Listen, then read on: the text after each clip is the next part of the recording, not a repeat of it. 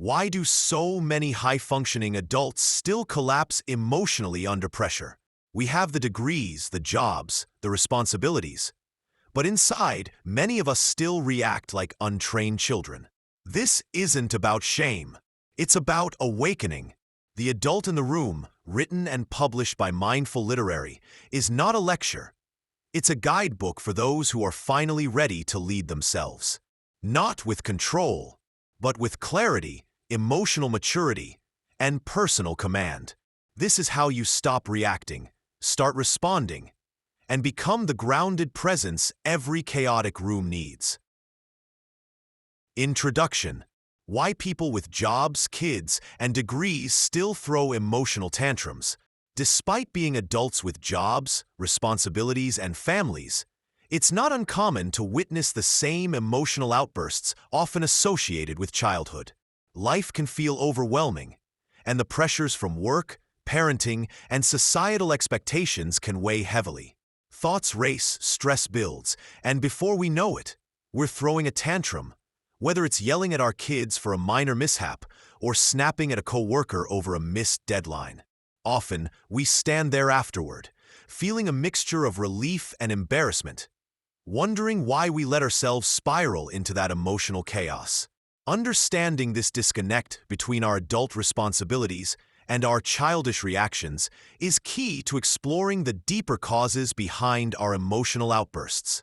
It's as if, beneath the surface of our professional lives and parental duties, the child within us, filled with unmet needs, frustration, and a longing for validation, still cries out for attention.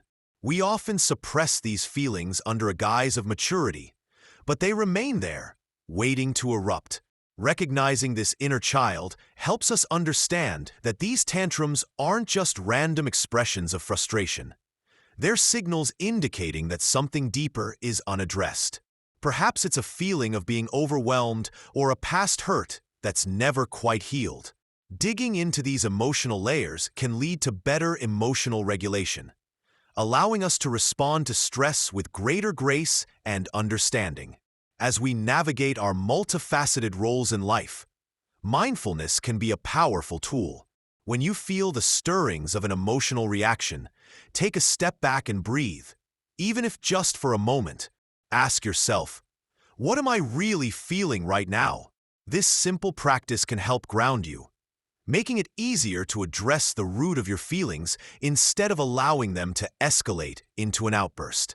Recognizing and valuing our vulnerability is not a sign of weakness, but rather a path to growth, a way to become more resilient in handling the complexities of adult life without losing touch with our emotional realities. Emotional maturity is the missing skill in relationships, career, leadership, and self-growth. When we nurture our emotional maturity, we become more aware of our feelings and those of others. It's about recognizing the currents of emotion that flow beneath conversations. Have you ever noticed how a simple miscommunication can escalate into a conflict? That often stems from a lack of emotional maturity. When we understand ourselves, we can engage with others more compassionately. This allows us to express our thoughts and feelings without fear of judgment. Authentic connections come from sharing ourselves vulnerably, and emotional maturity encourages this openness. It invites trust and deeper intimacy, whether with friends, family, or partners. By honing this skill, we can create relationships that are rich and fulfilling, where both parties feel valued and understood.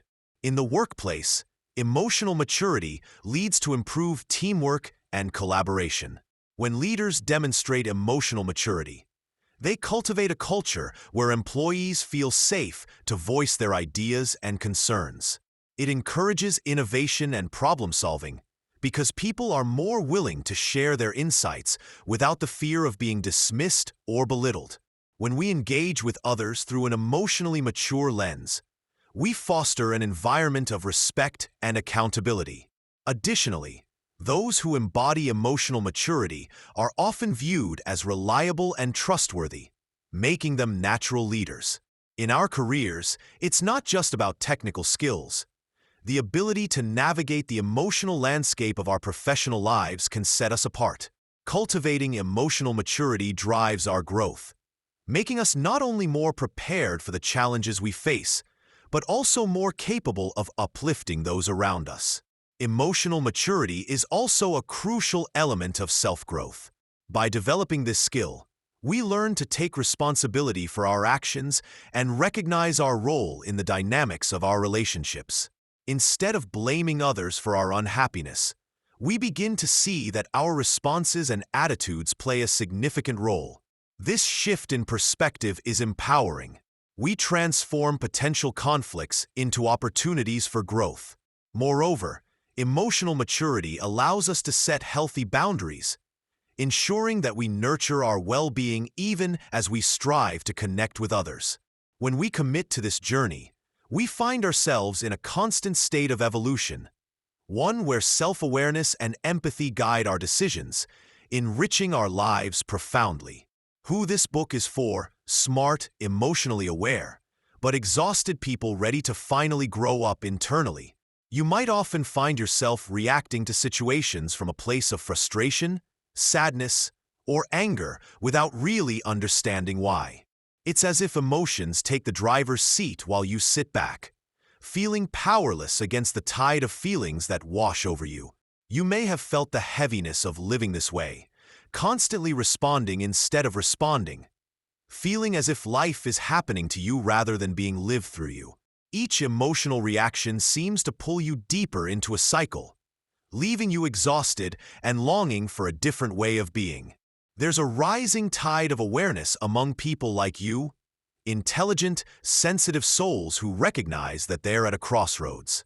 You may have begun asking important questions. Why do I react this way? How can I break free from these patterns?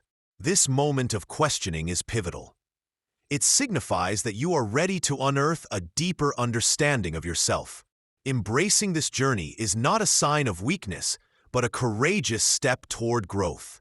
Within these pages, you will find guidance designed to resonate with your experiences, reinforcing the idea that personal growth is within reach. As you navigate through this transformative journey, remind yourself that emotional maturity isn't about suppressing your feelings or rushing to the finish line. It's about fostering a relationship with your emotions, acknowledging them, learning from them, and ultimately using them as tools for growth. Consider keeping a journal to document your feelings and reactions. This simple practice can help you identify patterns in your emotional responses, setting a foundation for deeper insights as you move forward. What being the adult in the room really means, and how it will change your life. It's about stepping up to take ownership of your actions and reactions, even when it's uncomfortable. When I started to grasp what this truly meant, I realized that maturity isn't just a series of years lived, but a choice to respond thoughtfully rather than react impulsively. Leading with emotional intelligence involves recognizing your own feelings and the feelings of others, which not only helps in managing conflicts, but also builds trust and fosters understanding. When I began to practice this in my daily life, I noticed a remarkable shift in the way I engaged with others. Instead of approaching interactions with defensiveness or arrogance, I started to listen and empathize, creating space for authentic connections. This principle transformed my relationships by promoting open dialogue and mutual respect.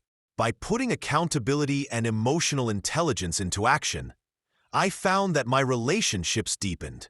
Friends and colleagues began to rely on my judgment and honesty, knowing I was committed to my words and actions.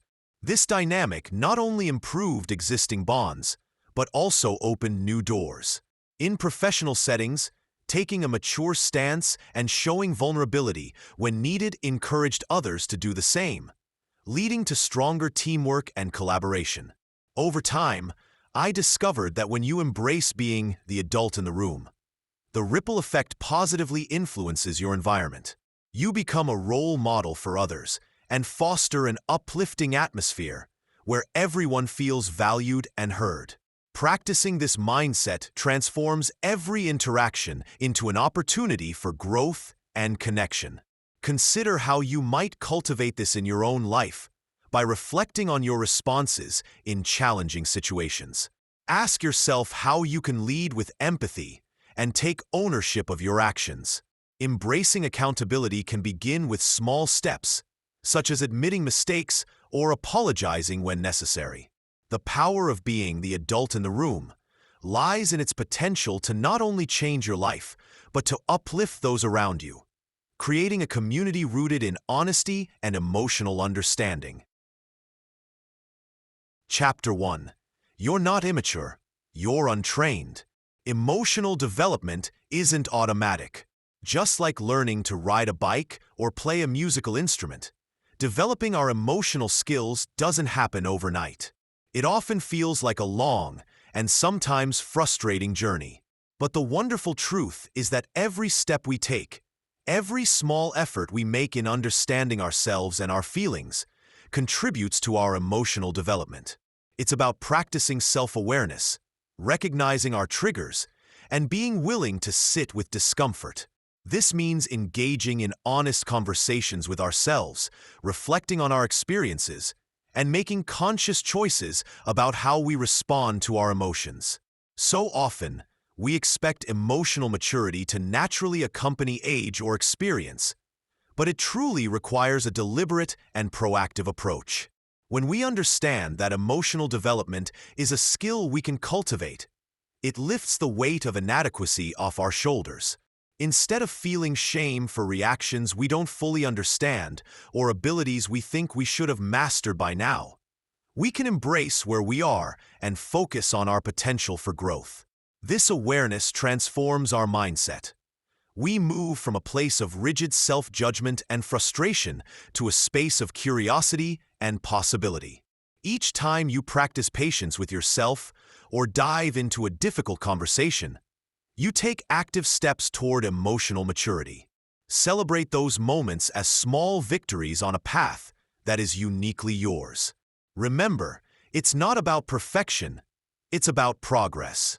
Embrace the journey of emotional development as an incredible opportunity to deepen your understanding of yourself and your relationships. When you begin to view emotional development as a skill rather than an automatic process, you cultivate a sense of hope and agency. Try setting aside a few minutes each day for self-reflection. Journaling your thoughts can be a powerful tool to track your feelings and responses. This practice invites you to witness your emotional growth over time. You might be surprised by how much clarity and insight it brings. Celebrate small changes and remind yourself that every effort you make towards understanding your emotions adds layers to your emotional maturity. Remember, this journey is yours, and every step you take is a step toward a richer, more fulfilling life. How adults get stuck in childlike patterns: fight, whine, freeze, please. It's fascinating how we unconsciously pull from our early toolkit of responses when life throws us curveballs. When faced with overwhelming circumstances, you might find yourself fighting for your space, whining about unfairness, freezing in the face of challenges, or pleasing others to avoid conflict. These reactions often emerge without our awareness, a reflex rooted deep in our formative years. It's as if, despite the ticking clock of adulthood, a part of us clings to those familiar patterns. You want to assert yourself in a meeting, but end up like the kids still seeking approval from their peers, putting your own needs aside to keep the peace. Awareness is empowering. By acknowledging when you're triggered and recognizing your go-to response, be it fight, whine, freeze, or please, you can start to untangle those childlike reactions from your adult life. Consider a recent situation where you felt overwhelmed. Did you lash out? Did you shrink back? Did you prioritize someone else's happiness over your own? Reflecting on these moments helps illuminate the automatic responses that might not serve you well anymore. The beauty of this awareness lies in its capacity to liberate you. It gives you the chance to respond differently, to choose a more authentic method of engagement instead of defaulting to those well-worn paths of behavior. As you navigate this journey, remember that growth takes time. The next time stress arises, pause to observe your response. Create a mental checklist. Am I fighting to protect my space, whining to gain sympathy, freezing in fear, or bending over backward to please? Recognizing these reactions not only empowers you, but encourages growth. Challenge yourself to respond in a way that aligns with your adult values. Each small step you take in recognizing and reshaping these childhood patterns can lead to profound shifts in your relationships and self-perception. Identifying your go-to emotional regression habits. It often feels overwhelming when unexpected emotions bubble up. But recognizing what sparks these reactions can change everything. Personal experiences often reveal a pattern. Maybe it's a certain tone of voice that takes you back to a childhood argument or a specific situation that brings up feelings of inadequacy. When I found myself feeling defensive or shutting down, it dawned on me that it wasn't just the moment at hand, but a deeper connection to past experiences. By acknowledging these triggers, I've learned to pause before I react, taking a breath and reminding myself that I'm an adult capable of navigating these feelings without reverting to old, knee-jerk responses. It's not about denying the emotions, but rather understanding them, creating a space between the trigger and how I choose to respond. Once I started identifying my emotional regression habits, the urge to roll back into a reactive state diminished. It came to light that regression often disguises itself as defense. For instance, when I would engage in blame-shifting or withdrawing, it masked a fear of vulnerability or exposure. Recognizing these defensive behaviors opened the door to healthier expressions of my feelings. Now, when faced with tension or conflict, I can choose to communicate openly, opting for dialogue instead of silence or explosive reactions. This shift not only enhances my relationships, but also helps solidify my self-identity. Growth isn't a straight path, but each step towards understanding myself better reinforces my capacity to handle emotions maturely. By taking the time to reflect on your triggers and habitual responses, you cultivate an empowered mindset that can turn chaos into clarity. Journaling has been a helpful tool for me in mapping out these connections, allowing me to trace back my reactions to their roots. Consider setting aside a few moments each day to note when you felt triggered and how you responded. Over time, these insights will guide you toward more constructive behaviors and reactions, which ultimately lead to a more fulfilling emotional life. Chapter 2. The 4 Immature Response Styles. The Reactor. Reactors often respond to situations in ways that seem impulsive, engaging in knee-jerk reactions that can escalate conflicts rather than resolve them. Picture a moment when someone pushes your buttons just the right way. The immediate instinct might be to fire back, to protect yourself or assert your point of view. In that heated moment, it can feel almost impossible to pause and take a breath. Instead, you might find yourself raising your voice, lashing out, or even stonewalling. But this reaction frequently leads to a cycle of escalation. It's like throwing fuel on a fire. It might feel good to let it all out, but in the aftermath, both parties are left burnt and unresolved. Wouldn't it be better if we could find a way to step back from that? Most importantly, understanding that we default to this reactive mode can help us break the cycle and allow for healthier communication. Recognizing this reactive style offers us a valuable opportunity to pause, reflect, and choose a different path. Imagine taking that brief moment before responding, allowing space for thoughtfulness rather than automatic reaction. This is not about suppressing your feelings. It's about acknowledging them and deciding how to express them constructively. You might ask yourself, what do I really want to communicate? What am I feeling right now? Giving yourself these moments to consider healthier alternatives can lead to more productive conversations and ultimately, resolution. You empower yourself by making conscious decisions instead of being driven by impulse. So the next time you feel that familiar surge of defensiveness, remember, taking a breath is not just a pause, it's an invitation to growth. And your awareness is the first step toward rewriting how you respond to the world. The victim. Victims often feel powerless, as though the world has conspired against them. It is a heavy weight to carry, and many of us have felt it at some point in our lives. When we find ourselves in situations where we feel wronged, it's all too easy to point fingers. We blame others, whether it's a person who hurt us, a system that failed us, or even our own circumstances that seem insurmountable. This mindset casts a long shadow over our lives, stealing our agency and turning us into observers of our own story rather than the authors. Emotions swirl, anger, sorrow, resentment, and instead of confronting these feelings, we retreat into a shell of helplessness. This state can trap us, blinding us to the possibility of change and healing. Shifting from this victim mentality is not about ignoring the pain that has been caused, but rather about reclaiming our power. Accountability is key. It invites us to ask tough questions. What role did I play in this situation? How can I respond differently moving forward? This realization can feel daunting at first, but it is also liberating. Embracing accountability means transforming our mindset. Activities like journaling, talking to a trusted friend or professional, or engaging in self-reflection can help guide this journey. Embodying proactive behaviors, setting small, achievable goals, and taking consistent steps toward them can gradually lead us away from the victim role and onto a path of empowerment. Each action, no matter how small, helps rebuild our sense of control and rekindles our belief that we can change our narrative. In every challenge lies a seed of growth.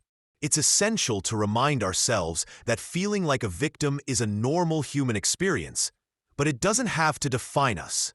The moment we recognize that we have the ability to respond differently, the journey toward healing begins. It's important to seek support, whether from friends, family, or even self-help resources, because transformation often flourishes in community. Lastly, take a moment to celebrate every step you take, no matter how small. Those tiny victories accumulate and can transform your perspective, breathing life into a new narrative that says, I am not just surviving, I am thriving. The avoider. Avoiders often find themselves tiptoeing around confrontation, and it can feel like a constant negotiation between peace and authenticity.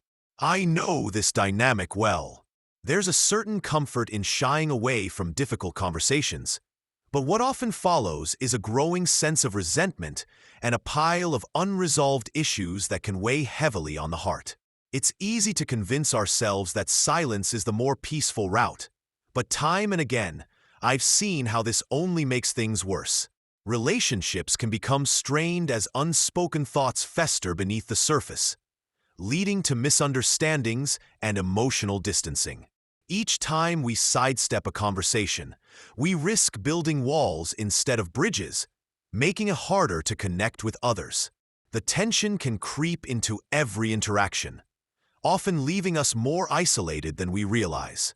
Learning to confront issues head-on is not just beneficial, it's essential for emotional growth and the health of our relationships. It takes courage, and I've certainly stumbled along the way, grappling with feelings of anxiety and fear of rejection. But the moments I chose honesty over avoidance were often the most liberating. Facing issues directly fosters deeper connections with others and ourselves. It allows us to express our needs and feelings authentically. It's important to remember that vulnerability can be a strength, and embracing it means we're willing to invest in our relationships. Each difficult conversation is a chance to clear the air, resolve misunderstandings, and ultimately grow closer to those around us. Finding the balance between peace and authenticity develops with practice. Start small. Choose a minor issue that has been bothering you and approach it gently. Speak your truth, but do so with kindness. You'll find that when you embrace rather than avoid confrontation, you are not just strengthening ties with others. You are also nurturing your own emotional landscape, paving the way for healthier interactions in every area of your life. The overachiever. This relentless pursuit of success can feel like a never-ending race. Each milestone reached is a momentary high, quickly shadowed by the looming pressure to achieve the next big goal. I've been there, running on the treadmill of external validation, where my self-worth hinged on the accolades, promotions, or even praise from peers. The irony is, while I was busy checking off boxes, I was ignoring the deeper emotional aspects of my life. The weariness began to creep in, not from the long hours or hard work, but from the hollow feeling that would settle in when the applause faded. It became clear that the accolades could never fill the void left by my unmet emotional needs. A sense of connection, understanding, and self-acceptance were also important achievements that I overlooked in my relentless quest for validation.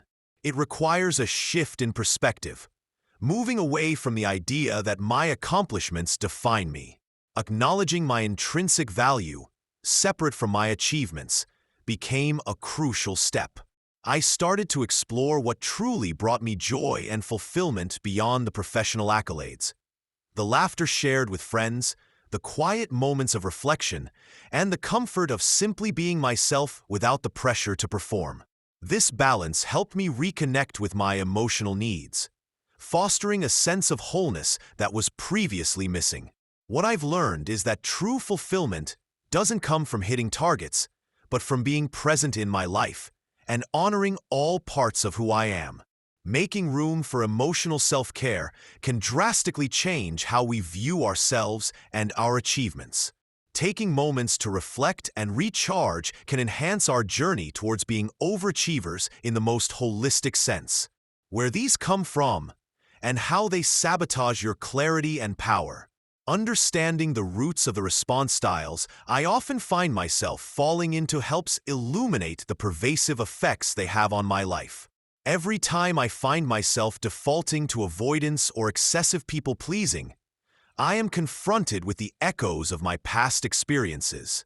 These response patterns, formed often in childhood or during pivotal life moments, can feel instinctual, but they weren't always who I wanted to be. It's like walking around in someone else's shoes that are too tight and uncomfortable, yet I keep doing it. Each time I hold back my true thoughts or defer to the desires of others, I lose a piece of my clarity and power. These ingrained habits shadow my real voice, making it harder to navigate life with authenticity. I can work to untangle these deep-seated reactions because recognizing their origins empowers me to see their influence on my day-to-day decisions. Breaking these sabotage patterns is an essential step in reclaiming my personal power and finding that much-desired clarity. I discovered that simply identifying when I am falling back into these old ways isn't enough. I have to actively challenge them. By employing practical techniques like journaling my thoughts, visualizing my ideal responses, or engaging in assertive communication, I can slowly shift the narrative. When I stand up for myself and express my genuine feelings, even if it feels uncomfortable at first, I reinforce a sense of empowerment. Each small victory builds on the last, leading to a greater sense of control in my life. I begin to notice that my opinions matter and that I can trust my instincts without interference from the patterns that once held me captive. It's both liberating and transformational. Focusing on one specific area where I often yield to sabotage can be a great starting point for change. Whether it's saying no when I mean it, or voicing an idea in a meeting, picking a single aspect allows me to practice without feeling overwhelmed.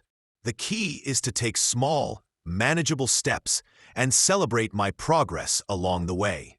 This approach creates a positive feedback loop, reinforcing my confidence to keep moving forward.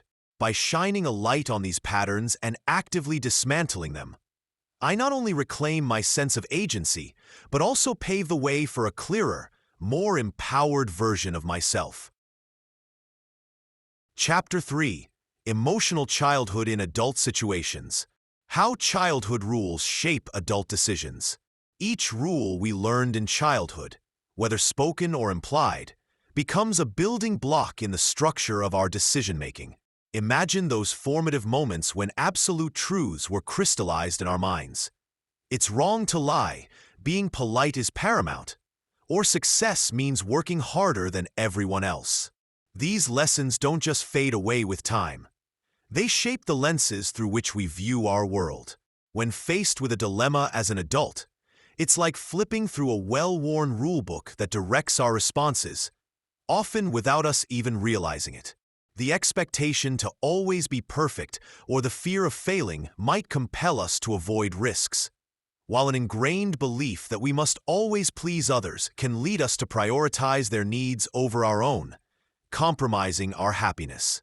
Sometimes we find ourselves repeating patterns or making choices that don't serve us, all traced back to those childhood lessons. Understanding that these early rules were simply someone else's framework allows us to question their validity in our current lives. It's not about losing the lessons altogether. Rather, it's about evaluating whether they still apply or need a refresher. For instance, can we redefine success on our terms, or is it still bound to someone else's definition?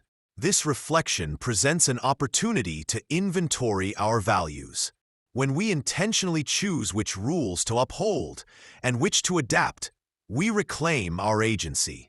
Making conscious decisions instead of defaulting to conditioned responses places control back in our hands and opens pathways to growth.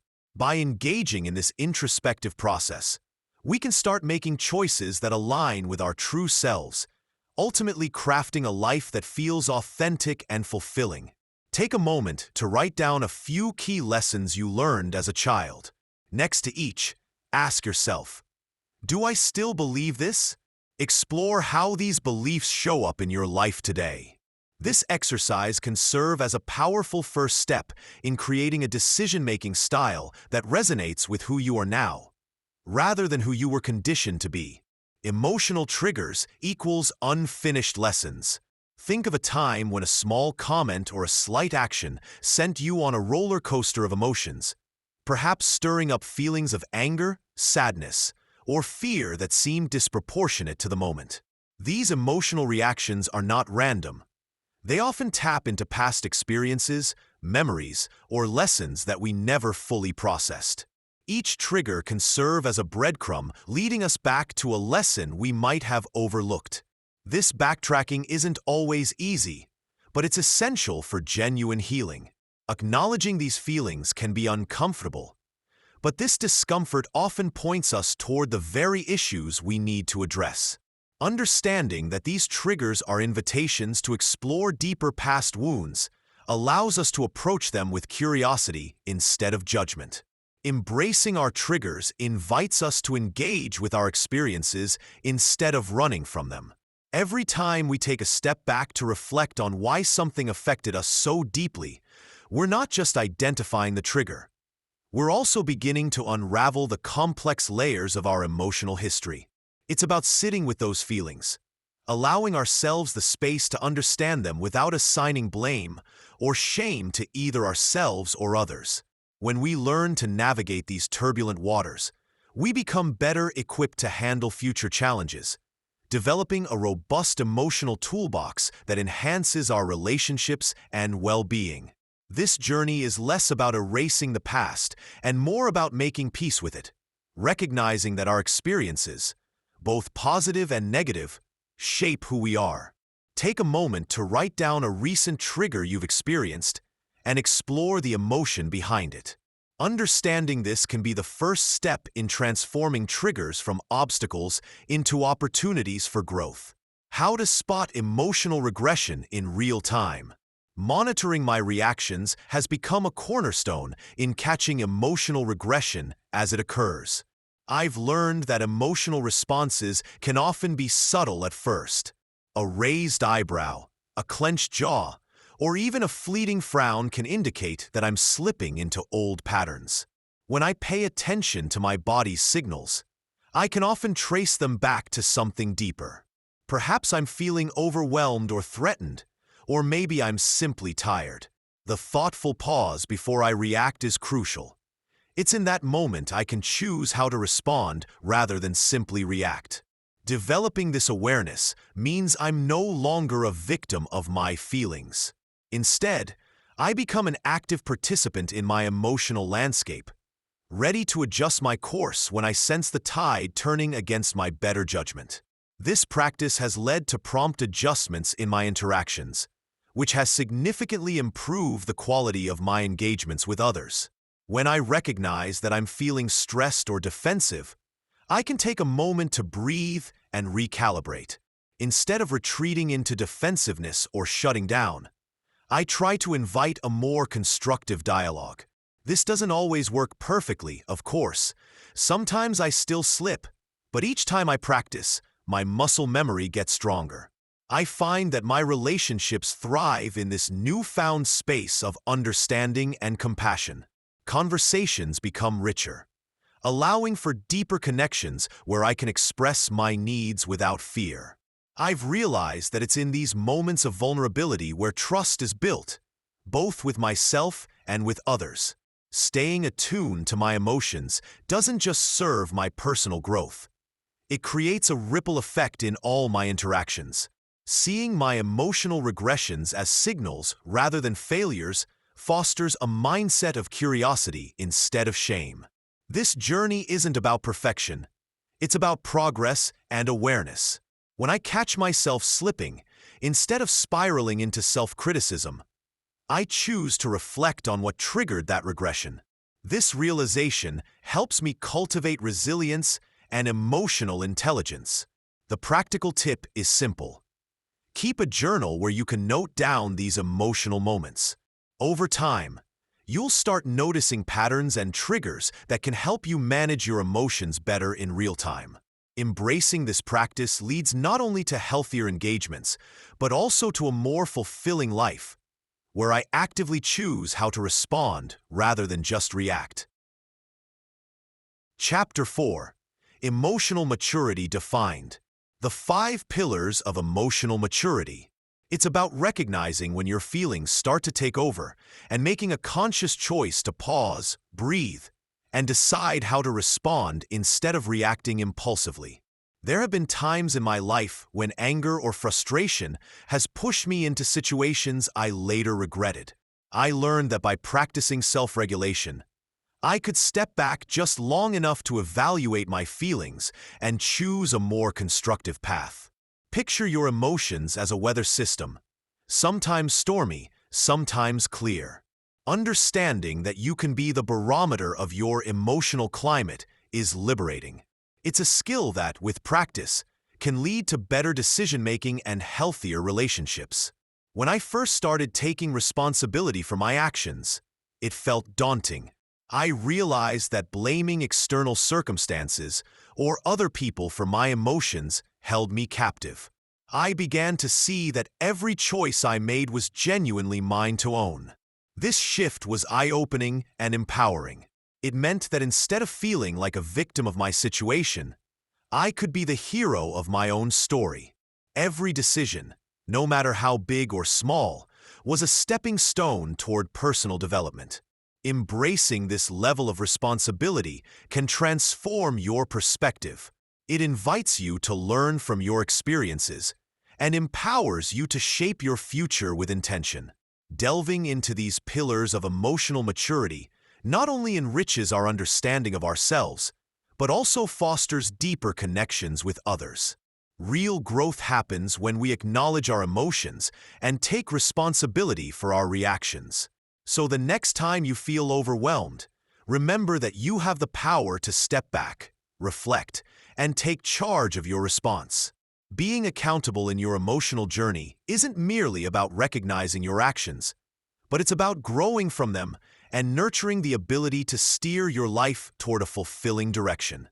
Practice deliberation in your daily interactions and relationships, as this fosters a foundation for emotional maturity that will serve you immensely. Self-regulation. Every day, we encounter situations that trigger a range of feelings from joy to frustration or even anger. How we navigate these emotions can significantly impact our day-to-day interactions and our overall mental health. When I first started paying attention to my emotional responses, I realized that many of my reactions were automatic, fueled by previous experiences or stressors. The beauty of self-regulation lies in its power to give me a choice. The choice to pause, reflect, and respond rather than react impulsively. This isn't always easy, but by implementing simple strategies like taking deep breaths or counting to 10 before reacting, I found I could create space between my feelings and my actions. This practice doesn't suppress emotions. Rather, it recognizes them and allows for a healthier expression. Learning to self-regulate goes beyond just managing negative emotions. It's also about creating joy and nurturing positivity. I discovered that incorporating routines, such as mindfulness or journaling, into my daily life helps me maintain this balance. It's like tending to a garden. Regular care and attention lead to a flourishing space. By understanding what makes me feel good and prioritizing those activities, I foster a more resilient emotional state. When challenges arise, I feel better equipped to handle them with grace and clarity. Self-regulation transforms not just how I feel, but how I relate to the world. Remember, it's a journey. Celebrate the small victories and keep practicing, as each moment provides an opportunity to grow. Personal responsibility. When I embrace the idea that I am the author of my own story, everything shifted. It's easy to feel like life happens to us, with circumstances and other people dictating our path. But when I acknowledged my role in crafting that narrative, I found freedom. It's about recognizing that my reactions, my choices, and my decisions shape the reality I experience. Each moment holds the potential for change, and with ownership of my actions and thoughts, I began to rewrite my story in a way that felt authentic and powerful. This new perspective moved me from a place of blame to one of proactive growth. Instead of pointing fingers at the world around me, I turned that finger back towards myself. It was uncomfortable at first. Accepting responsibility means confronting some hard truths.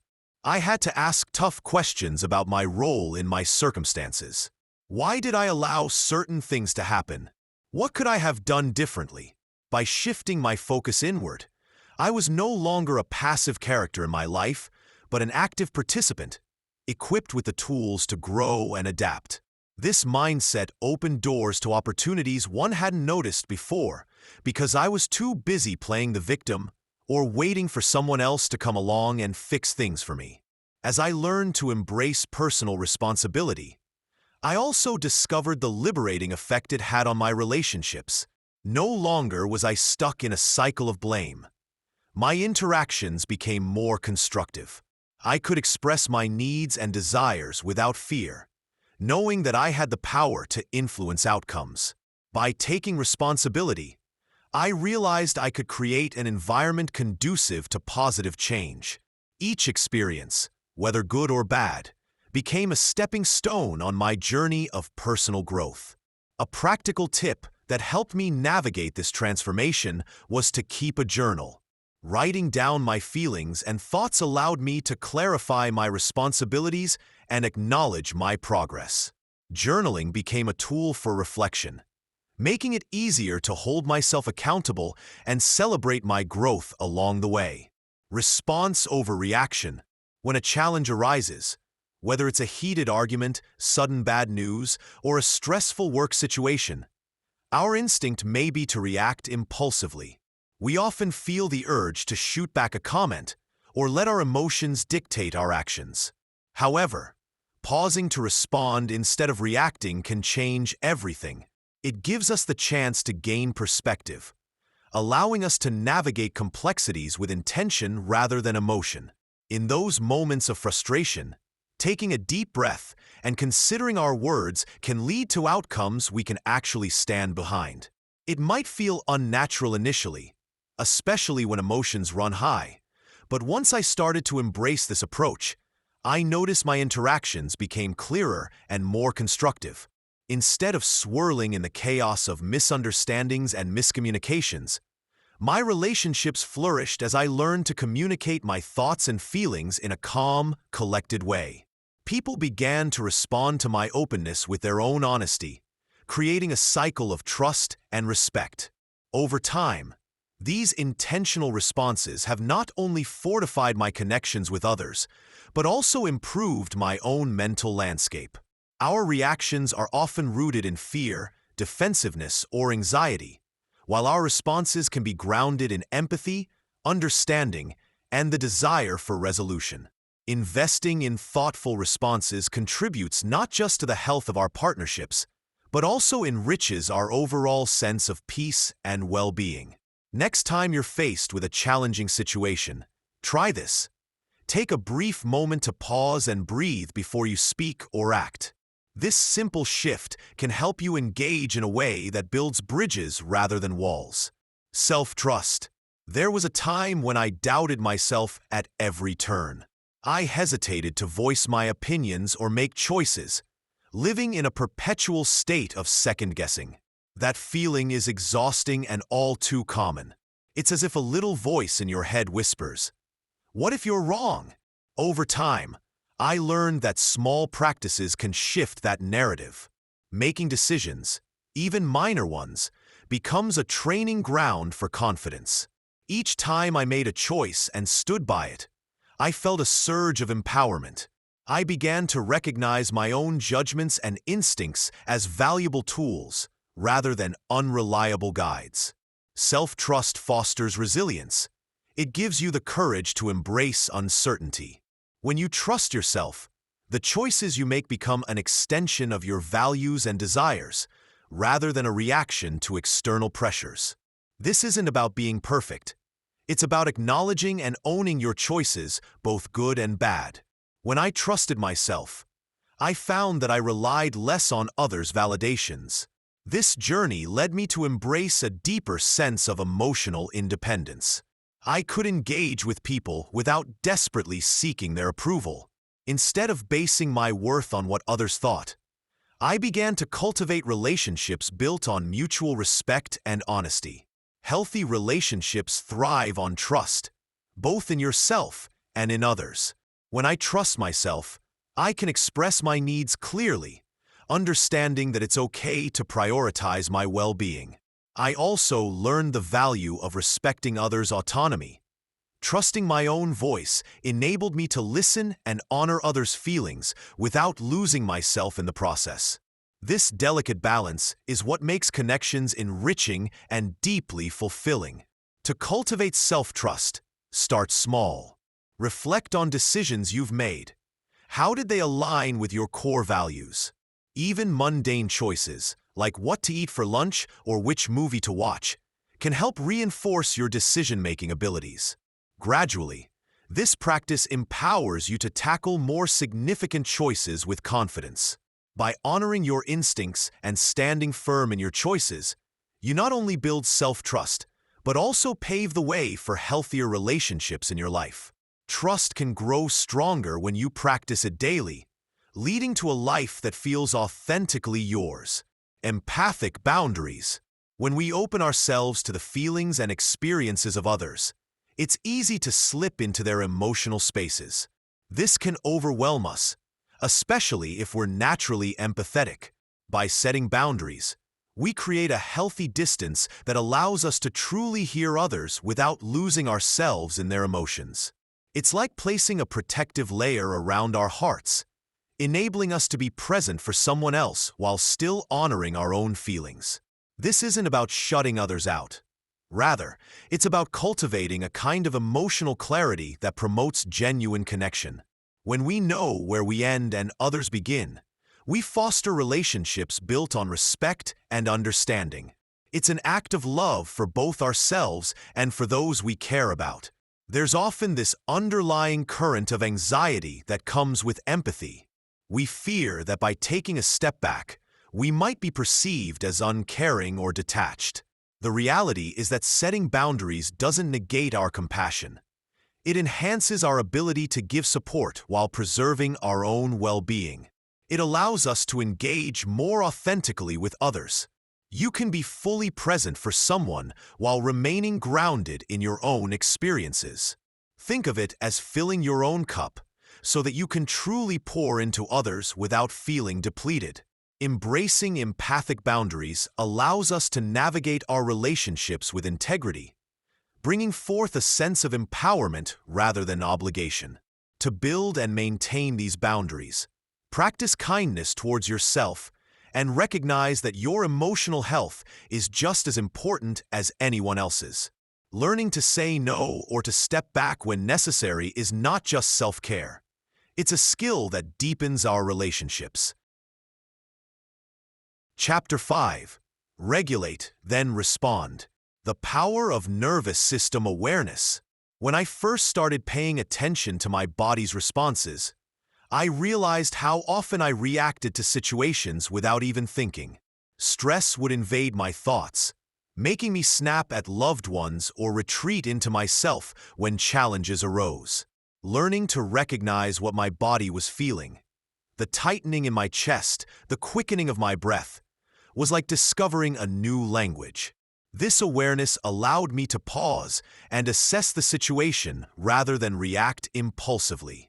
Instead of letting my fight-or-flight response dictate my actions, I began to find space in the midst of chaos. Practicing mindfulness techniques, like deep breathing and somatic exercises, became vital tools for me.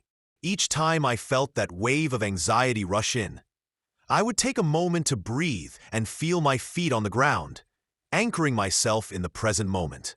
This shift in focus brought with it a newfound sense of control in stressful scenarios.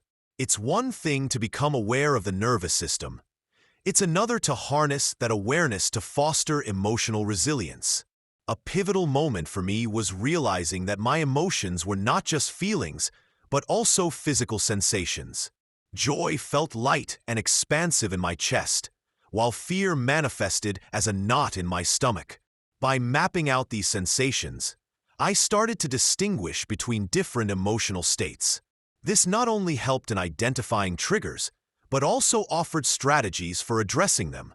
For example, the next time I felt that familiar knot, instead of letting that emotion spiral, I would name it, acknowledge it, and then consciously choose a response.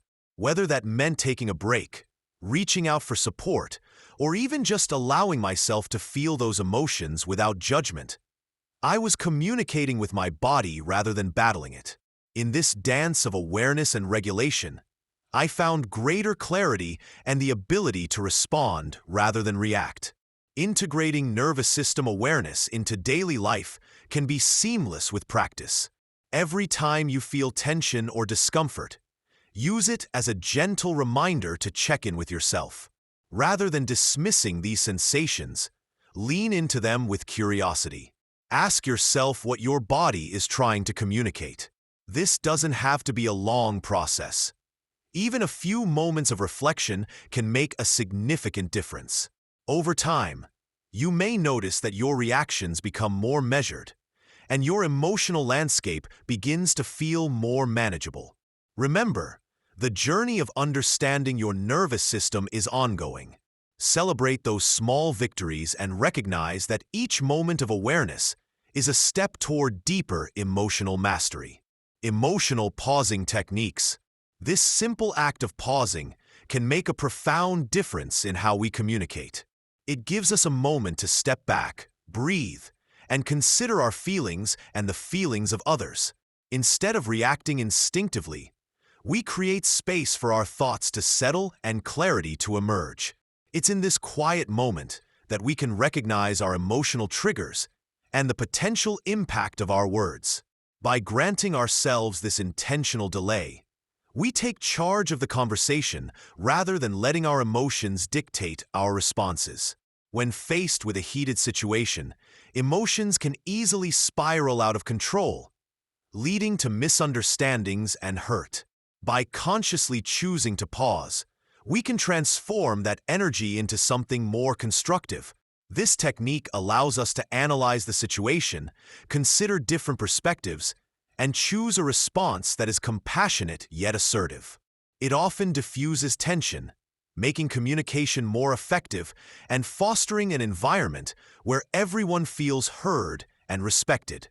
Integrating emotional pausing into your daily interactions can be incredibly empowering. The next time you feel your heart racing or your thoughts clouding, remember that a few moments of silence might be all you need to regain composure and communicate with intent. Practice this by taking a deep breath, counting to 3, or simply reminding yourself that it's okay to take a moment. Embracing this skill not only enhances your relationships, but also cultivates emotional intelligence and resilience in the face of life's challenges. Your feelings aren't fake, but they're not always facts either. Your feelings are authentic. They arise from your experiences, thoughts, and perceptions. Yet, despite their genuineness, they may not always reflect the reality around you. Understanding this distinction is crucial for self-assessment. At times, we can be swept away by emotions, believing they are the ultimate truth. However, feelings fluctuate. What seems overwhelmingly real in one moment can dissolve just as swiftly in another. This doesn't invalidate your feelings, but rather it emphasizes the importance of viewing them through a more objective lens. When we pause to recognize the difference between feelings and facts, it opens up a pathway for deeper self-awareness. For example, when you feel anxious about a presentation, your heart races and your mind may spiral into thoughts of failure. Acknowledging this feeling is vital, but so is challenging the narrative that accompanies it. The fact might be that you have prepared thoroughly and received positive feedback in the past. By distinguishing your emotional response from the actual circumstances, you empower yourself to respond rather than react impulsively. This awareness of separating feelings from facts is particularly significant when you're engaged in conversations, whether with friends, family, or colleagues. When emotions run high, it's easy to communicate from a place of feeling, which can lead to misunderstandings or conflict. Recognizing that your feelings are valid, but not necessarily indicative of the entire situation, allows for a calmer, more thoughtful dialogue. You can express your feelings without treating them as absolutes, inviting others to respond from a place of clarity instead of defensiveness. Chapter 6. Stop taking things personally. Immature minds personalize everything. It's easy to fall into the trap of believing that interactions are a reflection of our worth or personal traits. When someone raises their voice, we may think they are angry with us specifically, overlooking the possibility that they are simply having a bad day. This tendency to make everything about ourselves can create a storm of confusion and frustration. Emotional baggage often escalates minor disagreements into major conflicts. When we interpret others' actions through this lens, we set ourselves up for disappointment and hurt. The truth is that most behaviors are not personal at all. Understanding this distinction is key in alleviating some of the burdens we carry in our daily relationships. When we see that others' actions are often products of their own experiences and emotions, we can respond with more tolerance and empathy. By recognizing that someone's anger or irritation may stem from factors completely unrelated to us, we create space for healthier dialogue. This awareness helps us disengage from the need to react defensively. Rather than assuming the worst, we can approach situations with curiosity. What might be going on in their life? This shift in perspective empowers us to navigate disputes with kinder intentions, ultimately leading to stronger connections. When we release the habit of personalization, we open ourselves to deeper understanding and a sense of peace in our relationships. Next time you find yourself in an emotionally charged situation, pause and take a breath. Ask yourself if the conflict is truly about you or a reflection of someone else's struggles. This small act of questioning can shift your reactions and foster a more harmonious interaction, allowing you to approach life with an open heart and mind. How adults interpret feedback, rejection, and criticism. When we receive feedback, it's easy to feel exposed and vulnerable, as though our entire being is on the line. However, with maturity comes a certain lens through which we can view this feedback. Instead of seeing it as a personal affront, I've learned to interpret it as a roadmap to my growth. Feedback illuminates blind spots that I may not see in myself. This insight has profound implications. It can bridge the gap between where I am and where I want to be. For instance, when a colleague pointed out a flaw in my presentation style, initially, I felt a wave of embarrassment wash over me. But then, reflecting on that feedback, I realized it was a chance for refinement.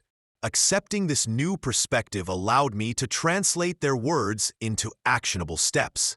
Maturity helps in understanding that feedback isn't intended to belittle me. It's often given with the hope of fostering my development. As I embraced this viewpoint, my skills evolved, and so did my confidence, proving that the right interpretation of feedback can indeed enhance learning and growth. Criticism can sting. It's a universal truth that we all dread hearing something negative about ourselves. But what if we could flip the script on criticism? Instead of recoiling from it, I began to see it as a springboard toward building resilience. Each time someone criticized my work, I consciously made the choice to delve deeper into the reasoning behind their perspective. This shift in thought process transformed criticism from a personal attack into a valuable lesson. When I encountered harsh criticism regarding my writing, rather than drowning in self-doubt, I decided to dissect the feedback. Analyzing the comments helped me identify patterns and areas where I could improve, ultimately reinforcing my self-esteem rather than diminishing it. By embracing criticism as an opportunity, I discovered that it has the power to sharpen my skills and deepen my understanding. Moreover, building resilience through this reframing allowed me to stand tall in the face of adversity, knowing that every bit of feedback, good or bad, was an essential thread in the fabric of my personal and professional growth. To get the most from feedback and criticism, practice the art of self-reflection. Take each piece of feedback and ask yourself, what can I learn from this? This approach not only fosters growth, but also cultivates a mindset that welcomes challenges, transforming every experience into an opportunity to evolve. The what else could be true? Reframe. When I first learned to ask, what else could be true? It felt like discovering a new language, one that opened doors to conversations I didn't know were possible. This simple question holds the power to shift our mindset dramatically. Instead of locking ourselves into rigid viewpoints, we can step back and consider an array of possibilities. This is especially crucial when we're caught up in conflicts or emotionally charged discussions. By entertaining the idea that there might be more to a situation than meets the eye, we soften our own positions and create space for empathy and understanding. Remember how often we jump to conclusions. By allowing ourselves to express curiosity about others' feelings and motivations, we not only expand our own emotional intelligence, but also cultivate a richer community around us. When disagreements arise, feelings can run high, and tempers can flare. By using this reframe, we can introduce a sense of calm. I recall a heated debate with a colleague. Instead of digging my heels in, I paused and asked, what else could be true about your perspective? It was like pressing a reset button. Suddenly, we shifted from a combative stance to a collaborative one. We acknowledged each other's points, explored potential middle grounds, and enriched our understanding. This shift isn't just about compromising, it's about transforming conflict into dialogue. It empowers us to turn us versus them into how can we bridge our differences. This reframing acts as a bridge, restoring connection in conversations that might otherwise lead to division. Chapter 7. Personal leadership starts where blame ends. The line between victimhood and responsibility. Understanding the line between feeling like a victim and taking responsibility for our lives is crucial for stepping into personal empowerment. It's easy to slip into a mindset where we see ourselves as victims of our circumstances, as if life is happening to us rather than for us. This perspective can be comforting, as it allows us to justify our inaction and sink into the familiarity of blame. But here's the truth: that very comfort hinders our growth. While we may feel justified in our grievances, we are simultaneously surrendering our power. Acknowledging this line helps us recognize where we stand. We all have struggles, and it's valid to feel those emotions deeply. However, letting those struggles define us can prevent us from moving forward. Embracing our experiences as lessons rather than outright injustices opens the door to empowerment. It shifts the narrative from one of helplessness to one of hope, encouraging us to take charge of our own stories. Shifting from victimhood to responsibility fosters a sense of accountability and a more proactive approach to living. When we recognize our role in shaping our lives, we start to see that we hold the pen in our own story. This perspective can be daunting at first, as it requires us to confront uncomfortable truths about ourselves. By embracing responsibility, we're not dismissing our past or minimizing our experiences. We're acknowledging that our responses and choices matter. Each time we step back and ask ourselves what we can do with our situations, even the tough ones, we empower ourselves to act differently. It's about taking baby steps, making choices that align with our personal values, and celebrating the progress, no matter how small. Turning the lens inward can feel risky, but it's a path filled with potential. Responsibility is the soil from which growth springs, and when we hold ourselves accountable, we create the possibility of change. Ultimately, finding this balance isn't about laying blame on ourselves or feeling overwhelmed by an expectation to fix everything overnight. It's about understanding that while we may not control everything that happens to us, we do have control over how we respond to those circumstances. Feeling empowered doesn't require us to put on a brave face or deny our struggles. Instead, it means approaching life from a place of choice and ownership. When we meet challenges with this sense of personal agency, we not only honor our journey, but we also inspire others to do the same. As you navigate this line, remember to be gentle with yourself. Growth takes time, and each step you take toward responsibility is a testament to your strength. Start by identifying one area of your life where you can shift your perspective from victimhood to responsibility. It may be a small step, but it's a step worth taking. The story you're telling versus the story you want to live. Each of us has a story we tell ourselves about who we are and what we can achieve. This narrative shapes our beliefs and influences the choices we make daily. When I took a long, hard look at my own story, I realized it was often filled with doubts and limitations that were rooted not in reality, but in what others had told me, or what I had interpreted from their words. I wanted more for myself, and that desire pushed me to rewrite my narrative. By recognizing the disconnect between the story I was living and the story I wanted, I found clarity and motivation to align my actions with my aspirations. Understanding that I could shift my inner dialogue felt empowering and, in many ways, liberating. This transformation started to drive my personal growth in ways I never imagined. Once I became conscious of the narrative I was living, I discovered the power of intentionality. Every choice I made thereafter was an opportunity to reinforce the new story I wanted to tell. It wasn't easy. Old habits and beliefs die hard. But with intention, I began to make decisions that aligned with my desired life. Each day became an exercise in authenticity, leading me to surround myself with people who uplifted my new narrative rather than those who clung to the outdated versions of me. This journey required consistent mindfulness and a commitment to living deliberately. I encourage you to ask yourself, what story are you telling? And more importantly, what story do you want to live?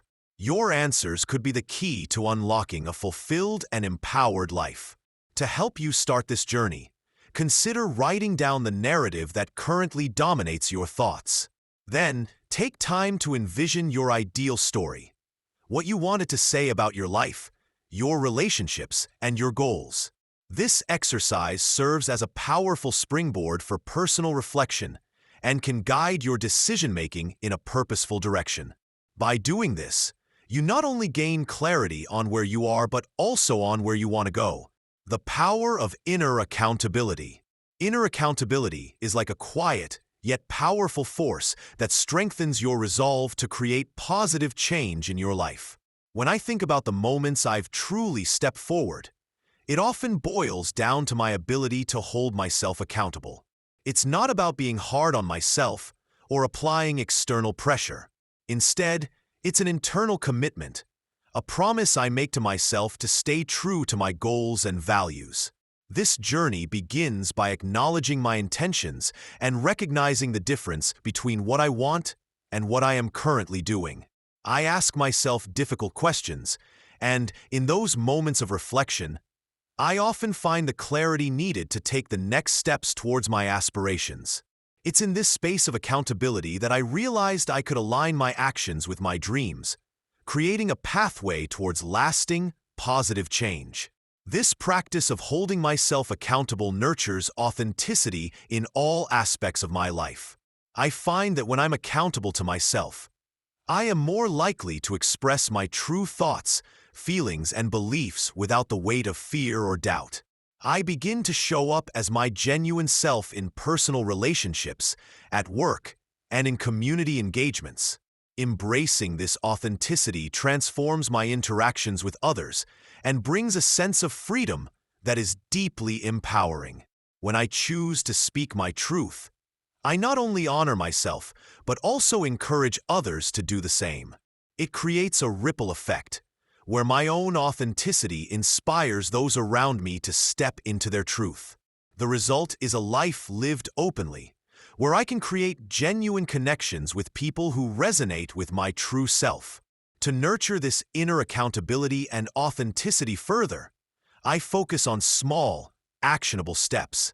I set intentions at the start of each week, reflecting on what I want to achieve and how I wish to express my truth. I revisit these intentions regularly, adjusting them as necessary. This practice keeps me mindful of my goals while allowing me the flexibility to grow. Remember, every journey is unique, and by developing a commitment to yourself, you create a powerful internal compass that not only guides you, but also empowers you to embrace every opportunity for change and authenticity. Chapter 8. Boundaries that don't need apologies. Immature boundaries equals guilt, collapse, overcompensation. When our boundaries are immature, we often find ourselves experiencing feelings of guilt, as if we owe something to everyone around us. This guilt can lead to a constant state of overextension, where we say yes when we really want to say no, compromising our own needs and desires for the sake of keeping peace or appearing accommodating. It's a challenging cycle, often rooted in a deep-seated fear of rejection or conflict. We feel we must prove our worth by being endlessly available, which inevitably leads to emotional collapse. We become depleted and overwhelmed, struggling to keep our heads above water while trying to manage the needs of others. The awareness of this vicious cycle is the first step toward breaking free. By recognizing these patterns in our behavior and understanding where they stem from, we can begin to cultivate healthier boundaries that respect both ourselves and those around us. When we learn to establish and uphold mature boundaries, we create a safer emotional space where honesty thrives. Rather than overcompensating for perceived shortcomings, we allow ourselves to be real, acknowledging our feelings and needs without guilt. This presence is not about being selfish. Rather, it's about self-respect and nurturing the relationships that matter. Instead of collapsing under the weight of others' expectations, we stand firm in our truth. By communicating clearly and respectfully what we can and cannot offer, we invite genuine connection into our lives. Embracing the power of our own boundaries empowers us and those around us, fostering respect and understanding. It transforms our relationships into meaningful partnerships rather than exhausting obligations. Remember, healthy boundaries create space for authenticity, allowing us to connect deeply without the emotional fallout that comes from losing ourselves in the process. As you consider your own boundaries, examine the areas in which you might be feeling guilty or overextended. Recognizing these triggers is a vital step in the journey of self-discovery and emotional health. How to set, hold, and enforce like an adult. When I first began to understand what boundaries truly meant, I felt overwhelmed. The idea of standing up for myself was daunting. Yet I realized that without clear boundaries, my emotions were vulnerable to the whims of others. Setting boundaries isn't inherently confrontational. Rather, it's a way of communicating what I need and expect from relationships. It took me time to learn that saying no can be an act of self-care, not an expression of selfishness. Each time I practiced this art, whether in small interactions or significant decisions, I felt a bit more empowered. This empowerment became my shield against the chaos of life, where others' demands often seem to drown out my own needs. Each boundary I established helped me recognize my own value. I learned that when I assert my needs, I not only assert my right to be treated with respect, but I also model that behavior for others. Healthy relationships thrive on mutual respect, and by holding my boundaries firmly yet kindly, I invite others to do the same. It transforms the dynamics, encouraging open conversations rather than avoiding them. This realization fortified my self-esteem.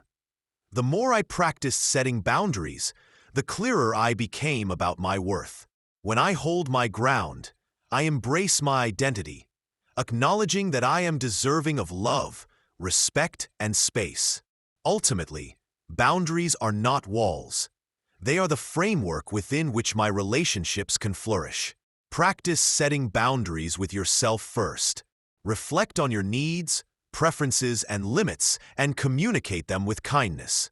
Start small, perhaps in mundane interactions, and gradually make your way to more significant situations. Remember, it's about clarity and compassion, both for yourself and those around you. Your journey of asserting boundaries will not only enrich your life, but also inspire those around you to engage in deeper, more meaningful connections.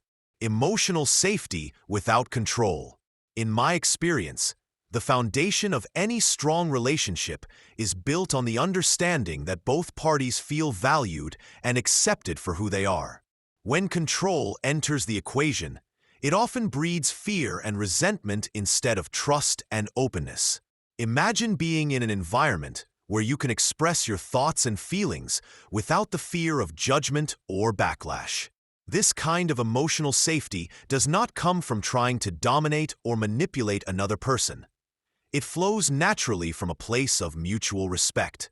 We must strive to recognize our differences and appreciate them as unique contributions, rather than try to mold each other into what feels comfortable or familiar. When we give each other the space to grow and explore our individuality, we create a powerful synergy that enhances our bond. It's surprisingly liberating to let go of the urge to control. Instead, we can focus on sharing our experiences and feelings authentically. The more we communicate openly, the more we understand each other's needs and boundaries, which cultivates a safe emotional atmosphere. In this environment, vulnerability becomes a strength. It allows us to connect on deeper levels, leading to relationships that are not only resilient, but also flourish with care, empathy, and understanding. An empowered relationship is one where both partners uplift each other, creating a cycle of support and emotional security that encourages growth. One practical tip to enhance emotional safety in your relationships is to practice active listening. When your partner speaks, give them your full attention. Acknowledge their feelings without jumping to fix the problem or overpower the conversation. Sometimes simply being heard is all someone needs to feel safe and valued. This small yet profound action builds trust and demonstrates that you prioritize their emotional well-being, fostering an environment where both can thrive free from control. Chapter 9. Maturity in Conflict. How grown-ups argue, communicate, and repair. When conflicts arise, the way we communicate can shape the outcome significantly. I've learned that mature communication is not about winning arguments. It's about fostering understanding and connection. This means engaging in conversations where both parties feel heard. Using I statements instead of you accusations reframes the discussion from blame to personal experience. For instance, saying, "I feel overlooked when my ideas aren't acknowledged," invites dialogue instead of defensiveness. The goal is to create a safe space where we can explore each other's perspectives, which in turn leads to resolution. Recognizing the emotional undercurrents in a discussion can also be powerful. When we acknowledge feelings, whether they're frustration, sadness, or anger, we validate our own and our partner's experiences. This validation doesn't just diffuse tension, it builds trust and respect. The act of listening deeply without preparing our rebuttal allows for a richer understanding of the conflict, forging stronger bonds as we navigate through disagreements. Conflict doesn't have to be a negative force. It can be a catalyst for growth if approached properly. Understanding the process of conflict resolution has been essential for me in developing healthier relationships. It starts with recognizing that every disagreement has potential lessons, provided we're willing to engage earnestly. I began to see conflicts as opportunities to clarify my needs and values while also learning about another's. This shift in mindset changed my approach from a defensive one to a more active exploration of solutions. Instead of clinging to a position, I would ask questions like, "What are we really arguing about? And what do I need to feel understood?" This also means being open to repair after misunderstandings. Apologizing sincerely can mend rifts and restore goodwill.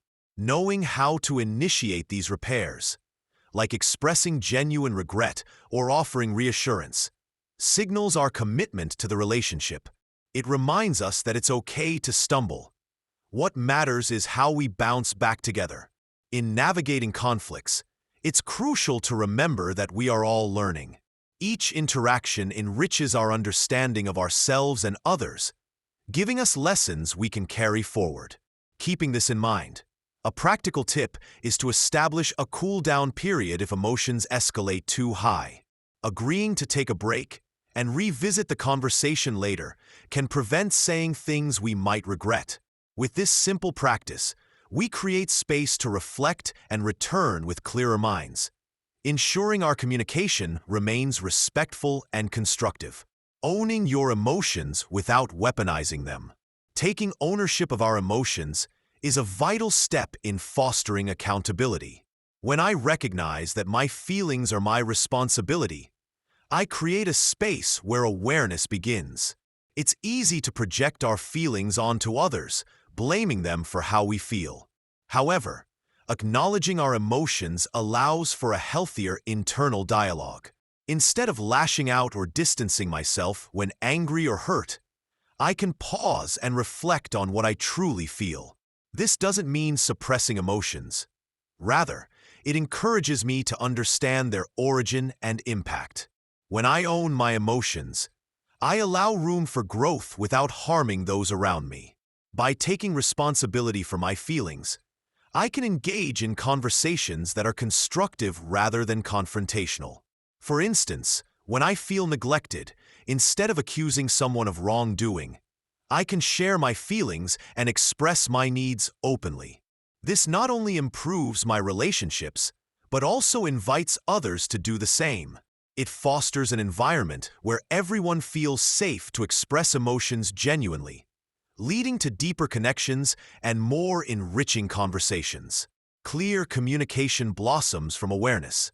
When I express my emotions honestly, others are more likely to respond in kind. Practicing emotional ownership also empowers me to respond thoughtfully rather than react impulsively.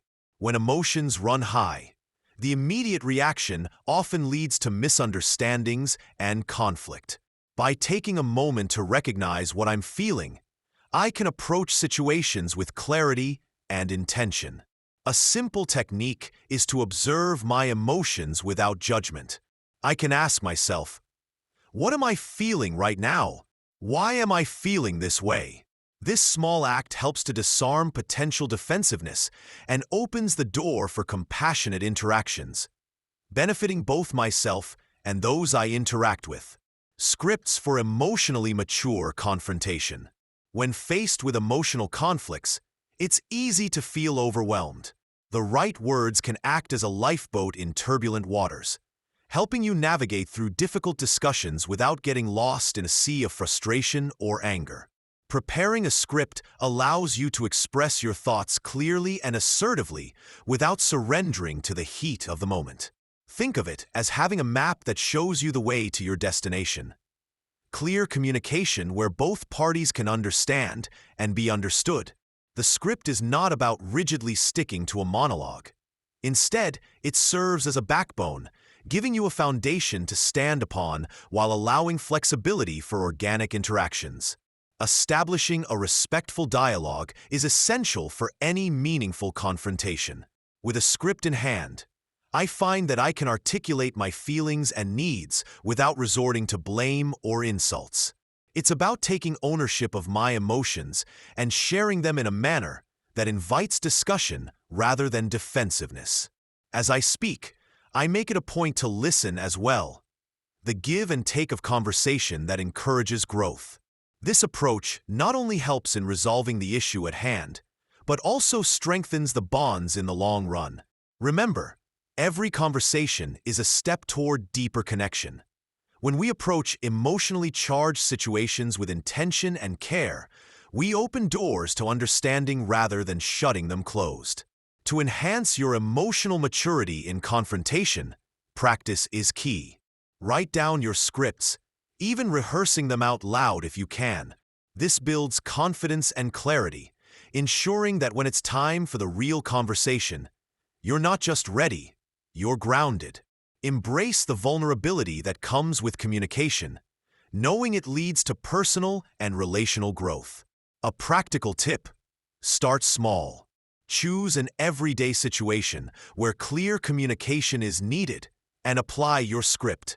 As you gain confidence, you'll find yourself better equipped to tackle bigger conversations with openness and poise. Chapter 10. Leading when everyone else is reacting. Calm is leadership. In times of uncertainty and stress, when the stakes feel highest, the ability to remain composed can differentiate a good leader from a great one. I've witnessed situations where tension hangs thick in the air, projects falling behind, team members overwhelmed, clients anxious, and amidst it all, the leader who keeps their cool becomes a beacon. It's as if their calm is contagious, spreading through the room, encouraging each person to take a deep breath and step back to think clearly. When I choose to respond to turmoil with tranquility, I create an environment where people feel safe to express their concerns and contribute solutions. This does not mean suppressing emotions or ignoring crises. Rather, it involves approaching challenges with a level-headed mindset that prioritizes dialogue and understanding. When a leader embodies calmness, their confidence invites trust. Team members are more likely to share their ideas and concerns when they see their leader managing stress with grace. I remember a moment when a project deadline was looming. My team was fraught with anxiety, and instead of adding to the pressure, I took a moment to listen and acknowledge everyone's feelings. I then facilitated a constructive discussion, enabling us to break the project into manageable tasks. By staying calm, I unknowingly modeled a powerful behavior that encouraged my team to adopt the same approach. They began to see that together, we could navigate challenges smoothly. Creating a calm environment fosters collaboration, making it easier for everyone to engage effectively. A tranquil leader not only enhances productivity, they also cultivate a supportive network where individuals can thrive. Nurturing calmness is a skill that can be developed through practice. Start by taking a moment each day to center yourself, perhaps through deep breathing or mindfulness exercises. This daily commitment can help you respond thoughtfully, even under pressure. Discovering how to be a source of calm yourself will not only elevate your leadership, but also empower those around you. When to speak, when to pause, when to walk away. Life regularly throws challenges our way, and in the heat of the moment, our instincts often kick in. Yet, it's in these moments of high tension that our choices matter the most. Speaking without thinking can lead to words we regret. Pausing can give us the clarity we need. And sometimes, walking away is the most powerful statement we can make. Each scenario requires insight and instinct. Learning to differentiate the right response can be the difference between conflict and resolution. When I find myself in a charged environment, I remind myself to gauge not just my own emotions, but also the reactions of those around me. A well-timed pause can create space for reactions to cool down, allowing for a more thoughtful exchange. A well-placed word can defuse tension, while silence can protect and empower. It's a delicate balance, but with awareness, we can navigate it more deftly. Developing the capacity to speak, pause, or step back is not merely about personal interactions. It's a testament to our character and how we handle adversity. With each experience, we cultivate emotional intelligence, which helps us read the room, assess motivations, and strategize our responses. In leadership, this becomes even more crucial because your choices can affect teams, projects, and ultimately, the success of an endeavor. When I consciously choose to pause rather than react, I teach those around me the value of contemplation over impulsive actions. This is how resilience builds, not just in ourselves but in those we lead, fostering an environment where growth and understanding can thrive. It reinforces the principle that we are all human, navigating emotions and pressures together. Being mindful of when to articulate, when to listen, and when to step back is a journey, not a destination. It requires introspection, practice, and sometimes making mistakes. Yet, amidst these challenges, we find our strength. I encourage you to pay attention to these moments in your life. Reflect on situations where a pause changed the outcome, or a retreat led to deeper reflection. Each moment is an opportunity to refine your emotional skills. Remember, there's power in silence and wisdom in knowing when to walk away. These choices will empower you to engage more meaningfully, shape your relationships, and build a foundation of integrity that others will want to emulate. Emotional integrity under pressure. When the heat is on and stakes are high, it can be all too easy to lose sight of what you believe in. Yet, this is often when emotional integrity is truly tested. Imagine facing a situation that pushes you to compromise your beliefs for the sake of convenience or approval. It takes courage to stand your ground, even when it's uncomfortable. Choosing to act in accordance with your values doesn't just reflect on you. It radiates to everyone around you. You're not merely reacting to pressure. You're embodying a stance of authenticity that can inspire those who witness your actions. This is where real strength lies, in the ability to hold your head high while remaining anchored to your principles. It's about being willing to navigate the storm, rather than simply floating along with the currents of external expectations. When you consistently uphold your values, people start to notice, and their respect for you grows. Trust is like currency in personal and professional relationships. The more you invest by being reliable and authentic, the richer your connections become. Imagine working in a team where everyone feels safe to express their thoughts because they know that you will approach every situation with transparency and honor your word. This kind of environment not only fosters collaboration, but encourages others to step into their emotional strength as well. Each time you demonstrate emotional integrity, it creates ripples of confidence that motivate others to align their behavior with their values too. Through this shared commitment, a culture of respect emerges, lifting everyone involved and creating a collective momentum towards authenticity. Always remember, the next time you're faced with pressure, hold on to your values tightly. Your emotional integrity not only shapes your own path, but also lights the way for others who seek guidance. A simple yet effective tip: take a moment in stressful situations to reflect on what truly matters to you. Ask yourself how you can maintain your integrity in the face of pressure, no matter the circumstances. This mindful pause can be a powerful tool in steering you back to the core of who you are. Chapter 11. Emotional Maturity in Relationships. Stop parenting your partner. Many of us fall into the trap of feeling responsible for our partner's emotions, choices, or even their day-to-day responsibilities. At first, it might feel nurturing, as if you are providing support and guidance. However, this dynamic over time can lead to resentment and imbalance. When one person takes on the parent role, they unknowingly strip the other of agency, stifling their growth and the relationship's potential. It creates a cycle where one partner feels like the burdened caregiver, and the other feels like a child who needs saving. You may ask yourself, do I genuinely enjoy helping my partner, or am I seeking validation by feeling needed?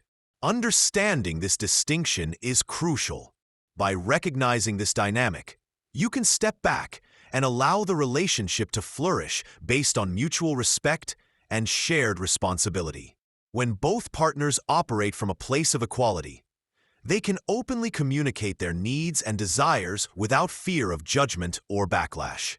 This level of openness creates a deeper bond and cultivates trust. Each partner can embrace their individuality and contribute to the relationship in meaningful ways. It allows space for both people to develop interests and skills and celebrate each other's achievements instead of feeling like they're simply managing a household or another person's life choices.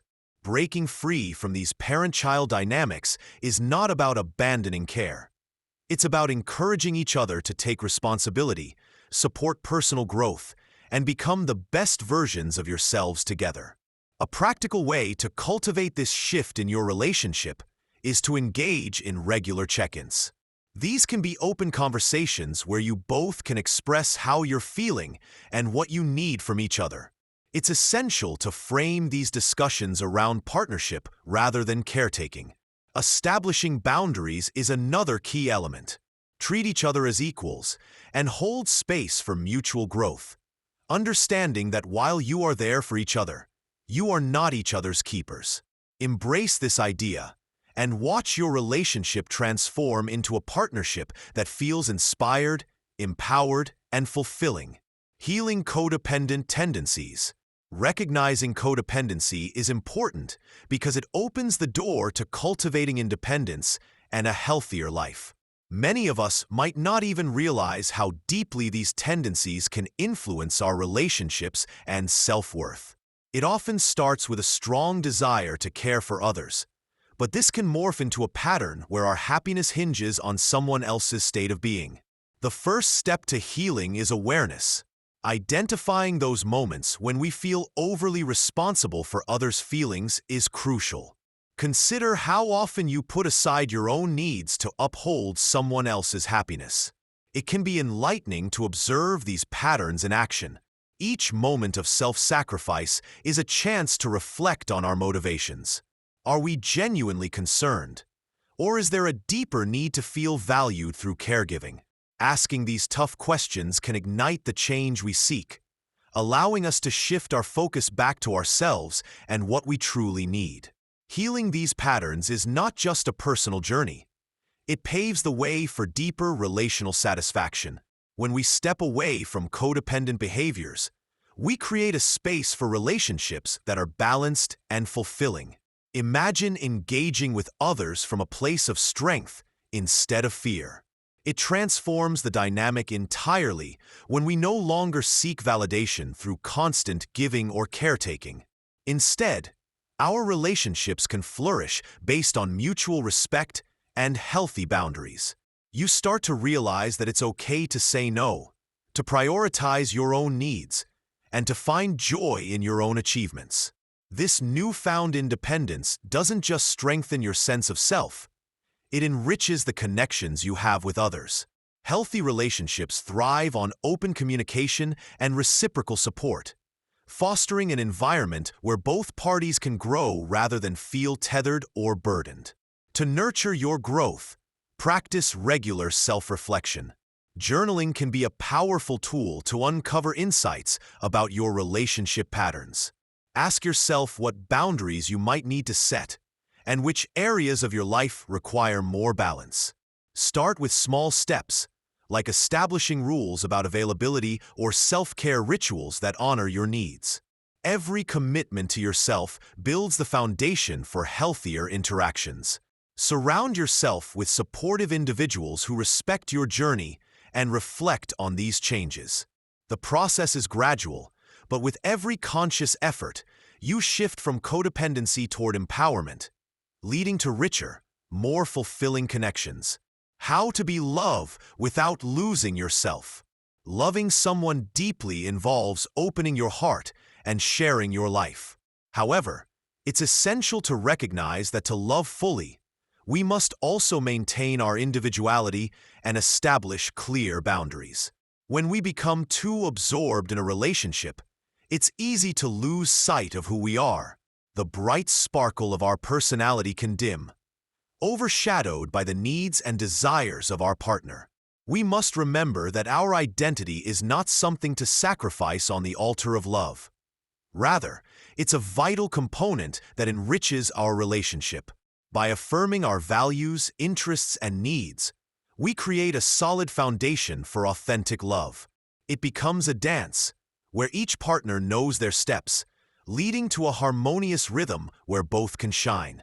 This balance between individuality and connectedness is what nurtures healthy partnerships. When both people in a relationship feel free to express their true selves, it cultivates an atmosphere of trust and respect. We can share intimate moments without our fears edging in. We can dream together while cheering for each other's personal goals. This environment not only allows love to flourish, but it also fosters personal fulfillment. Being wholly ourselves in love doesn't mean withholding affection or support. In fact, it enhances our ability to give and receive love, making our connections more meaningful. It's vital to engage in open conversations about our boundaries and respect those of our partners. When we are honest about our needs and desires, we empower each other to be the best versions of ourselves. This journey is about cultivating a love that celebrates individual growth while enjoying the beauty of a shared path. An effective way to nurture this balance is by setting aside time for self-reflection and pursuing personal interests outside of the relationship. Engage in hobbies, meet friends, and allow yourself to grow as an individual. This not only enriches your own life, but also deepens your capacity to love your partner authentically. Remember, the most profound connections are built on a foundation where both partners are encouraged to grow, thrive, and become even more wonderful together. Chapter 12. Maturity in Decision-Making. Immature minds overthink, stall, or collapse. I've been there, stuck in a loop of overthinking, hesitating on choices that seemed monumental. The anxiety can be paralyzing, often driven by a fear of what others might think or the possibility of failing.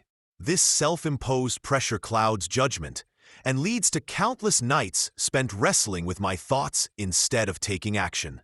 It's an inner dialogue that plays on repeat. What if I choose wrong? What if I disappoint someone? I learned that this chatter stems from an emotional immaturity, a phase where I misunderstood that mistakes are part of life and not a reflection of my worth. Realizing this allowed me to see how my emotional responses were distorting the reality of the decisions before me. Once I began to identify those moments when my emotions were running the show, I could intervene. Understanding that fear and uncertainty are common experiences can be freeing. I started to ask myself different questions. Instead of focusing on what I could lose, I began considering what I could learn. Shifting from a mindset of scarcity to one of growth transformed the way I approach decisions. I now recognize that stalling isn't a solution. Instead, it's a way of denying myself the opportunity to grow and learn through experiences. Taking even a small step forward, no matter how imperfect it may feel, can lead to greater clarity and confidence. How to make hard decisions with clarity and confidence. When faced with a challenging choice, it's essential to step back and examine the situation without the haze of emotions clouding our judgment. Clarity comes from understanding our values, goals, and the potential impact of our decisions. I've found that taking a moment to breathe deeply and think through the implications of different paths helps me see what truly matters.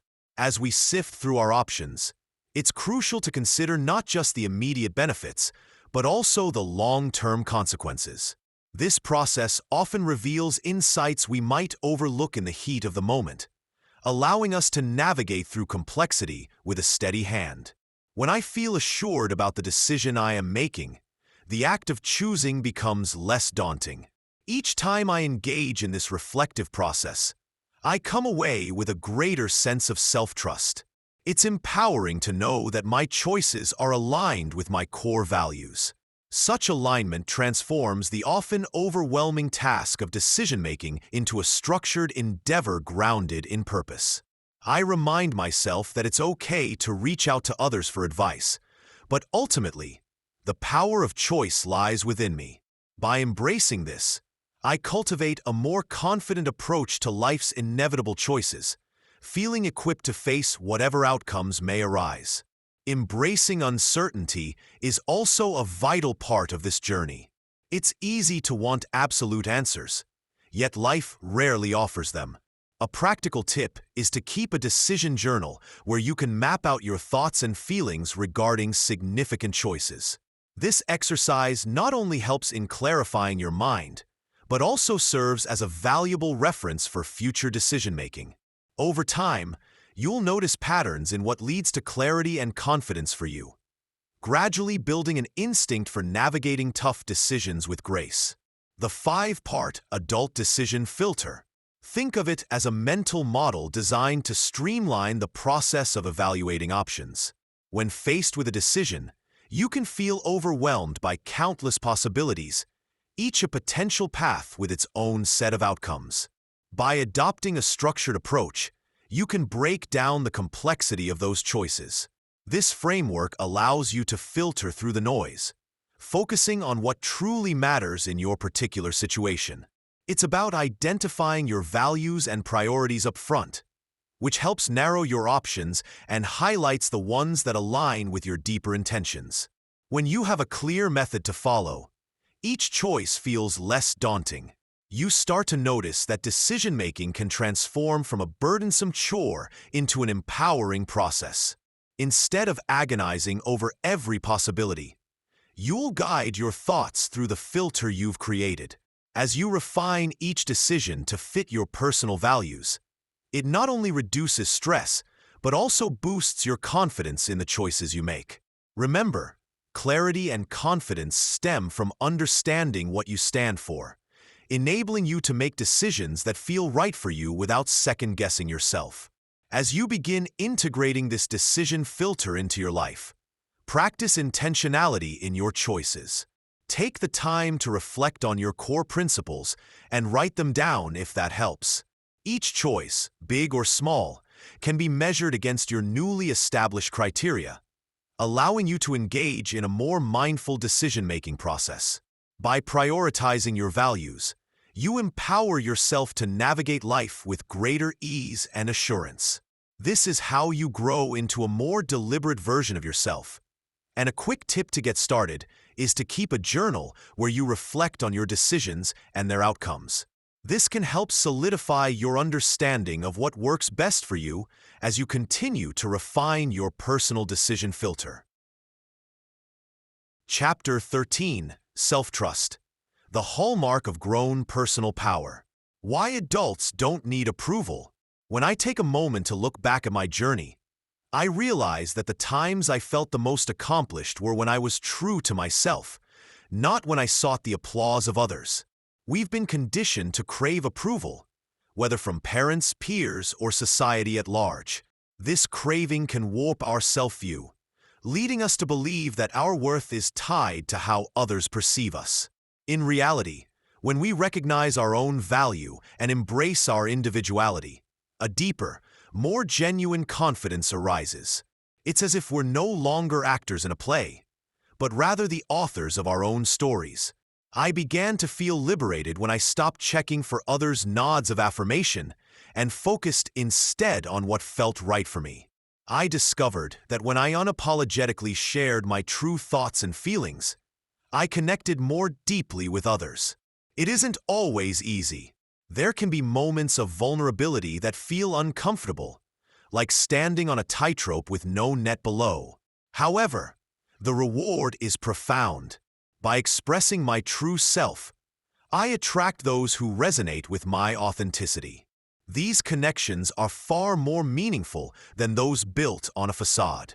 Each time I choose honesty over conformity, I'm affirming my journey, celebrating my uniqueness, and fostering an environment where others feel encouraged to do the same.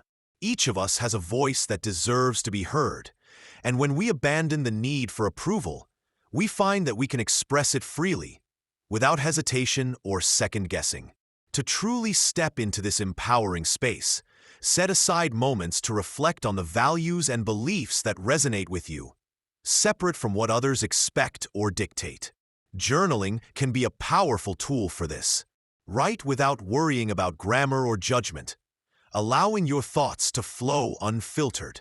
The more you explore your inner landscape, the more clarity you'll gain. In that clarity, you'll realize that your approval is the only one that truly matters. As you embrace self-acceptance, remember that your unique voice adds beauty to the world, and that's a gift worth sharing. How to rebuild a reliable inner voice. Trust is not a one-time decision. It is built over time through consistent self-reflection and honesty with ourselves.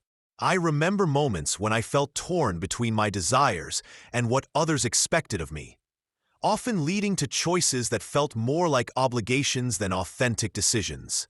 Every time I went against my better judgment, it chipped away at the trust one had in myself. The path to rebuilding my inner voice began with the simple act of listening, really listening, to my thoughts and feelings. I had to pause, reflect, and confront the thoughts that arose, being honest about what I truly wanted.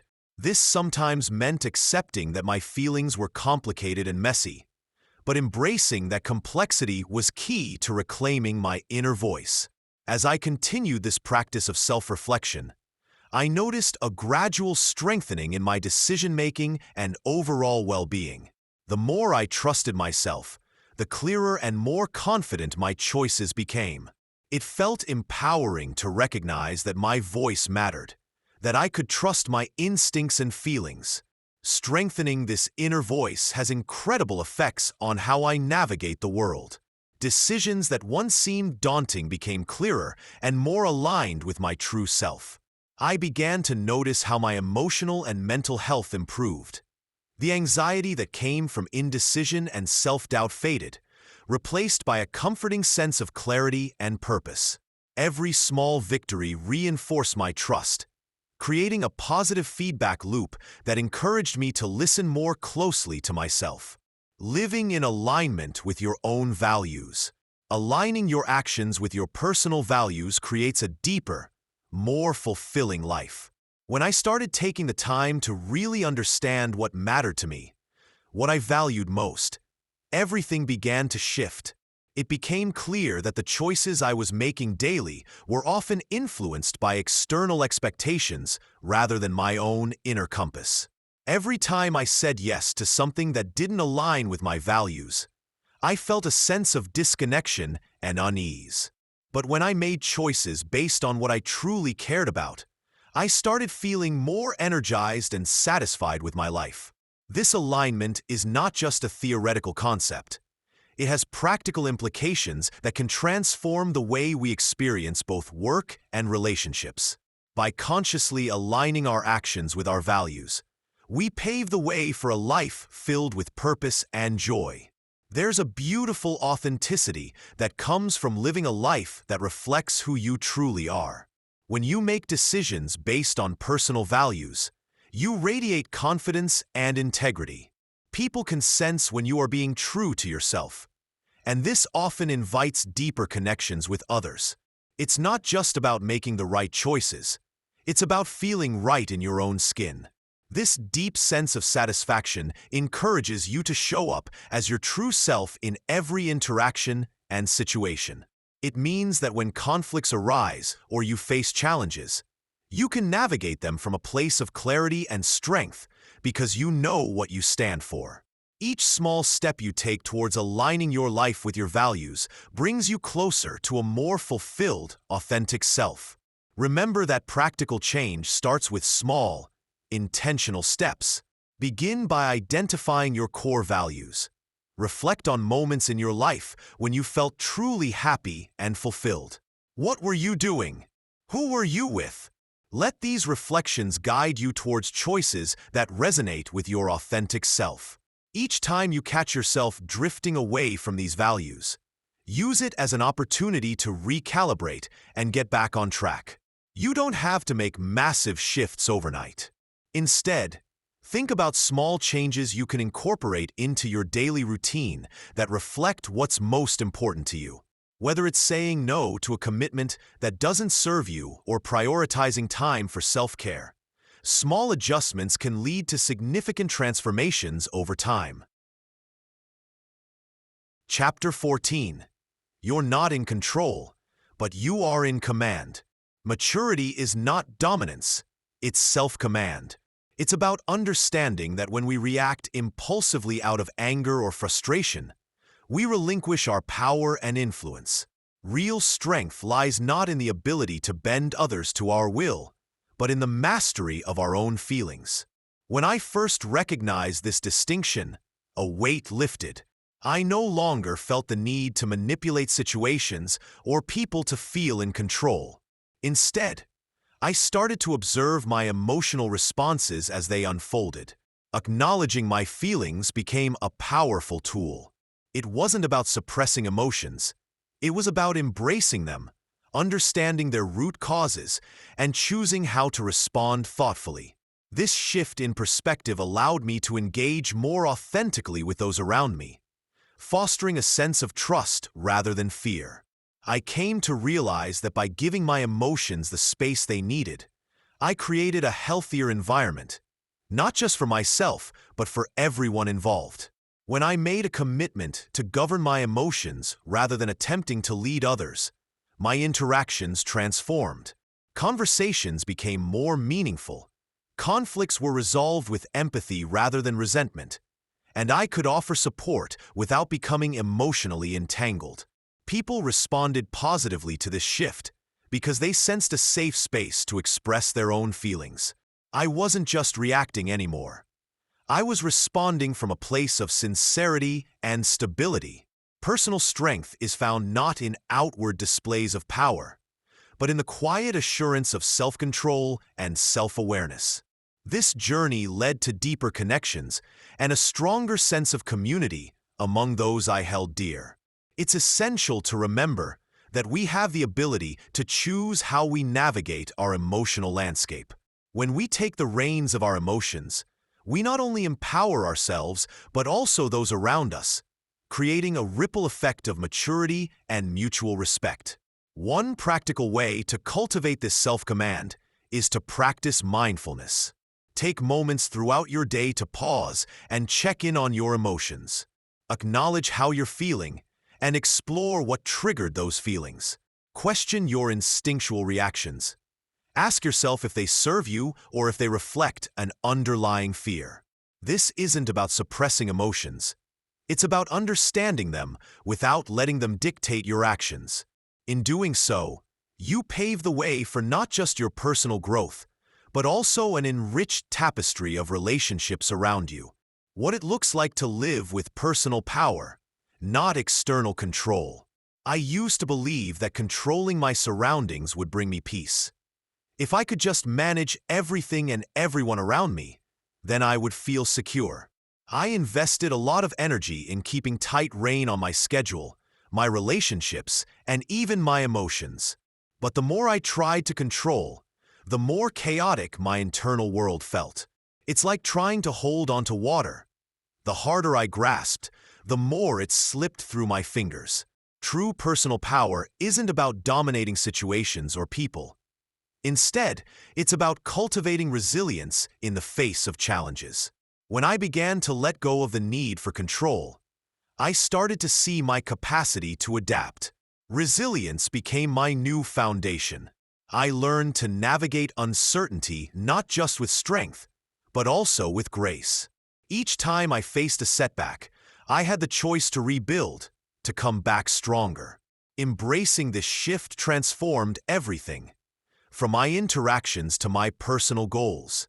With each step away from that need to control, I discovered a profound sense of peace blossoming within me. I learned to trust myself more deeply. I no longer felt the weight of failure looming over me because I understood that every challenge was merely a chapter in my growth story. I realized fulfillment comes not from constantly achieving or conquering, but rather from allowing myself to experience life fully, the highs and the lows, the moments of joy, the lessons in sorrow, all became essential threads in the fabric of my personal power. I became more attuned to what truly mattered to me, pursuing my passions for the sake of the journey rather than the destination. This deeper connection to myself fostered a sense of contentment I had never known before. It's not about always feeling good or being in control. It's about recognizing that I can handle whatever comes my way and finding beauty in this magnificent unfolding. As you consider your own path to personal power, reflect on the areas where you may be seeking control.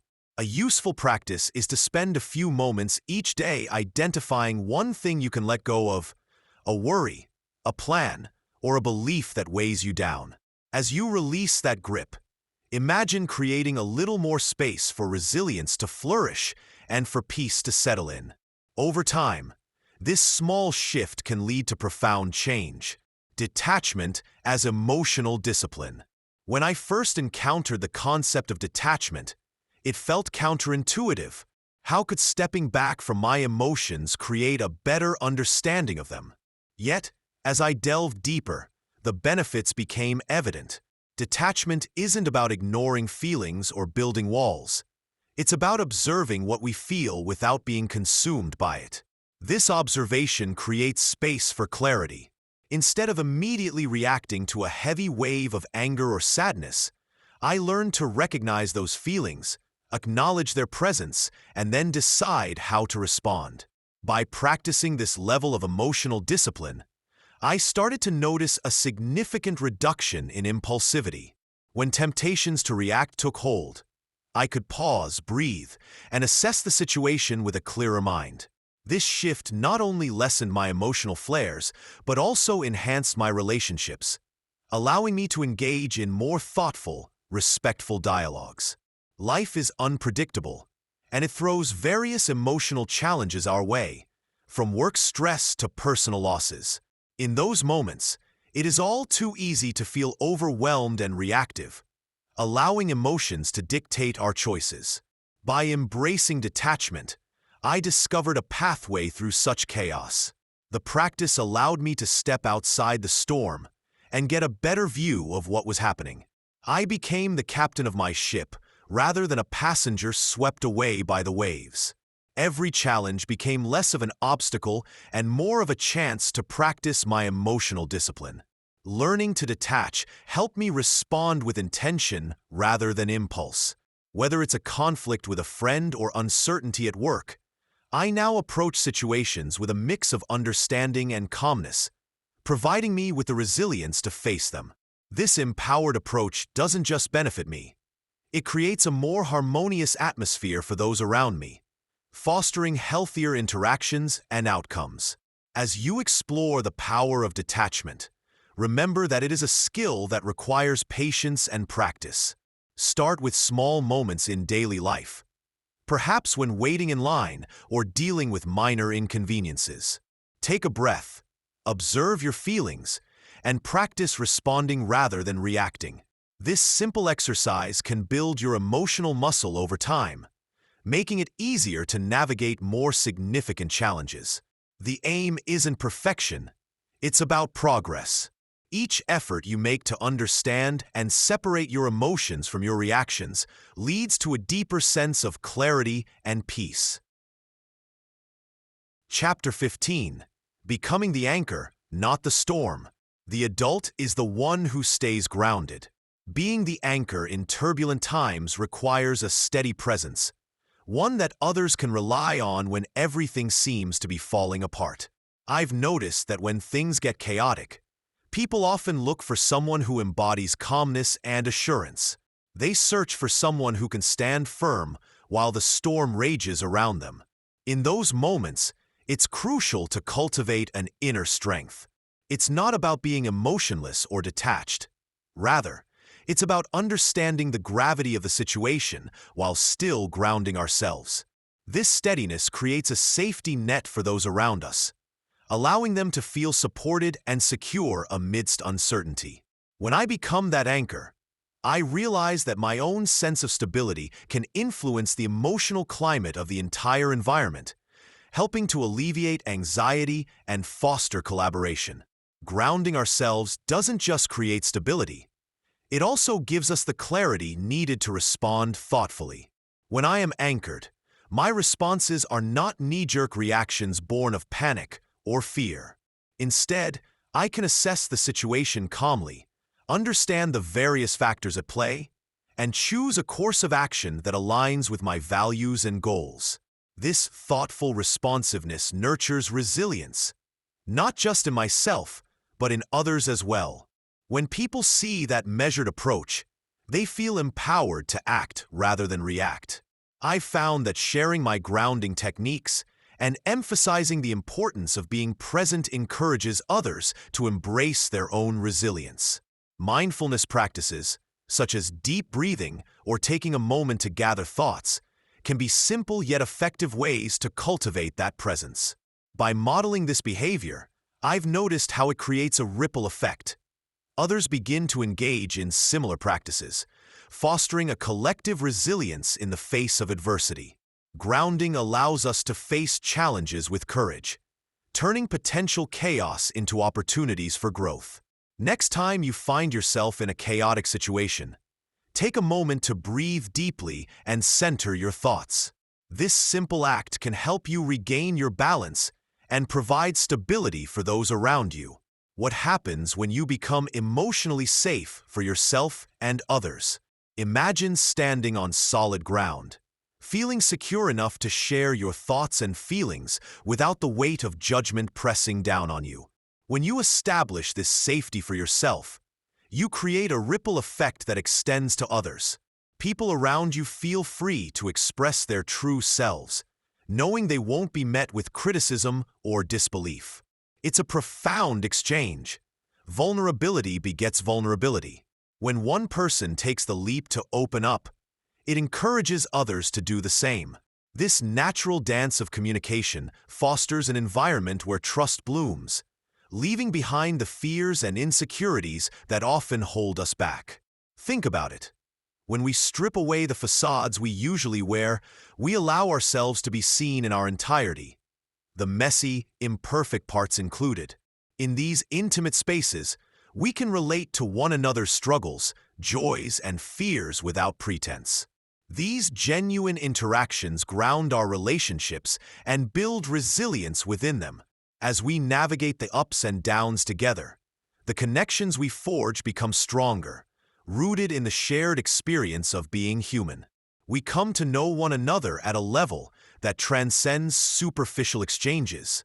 Every conversation can be like a bridge, connecting our hearts and minds with empathy and compassion.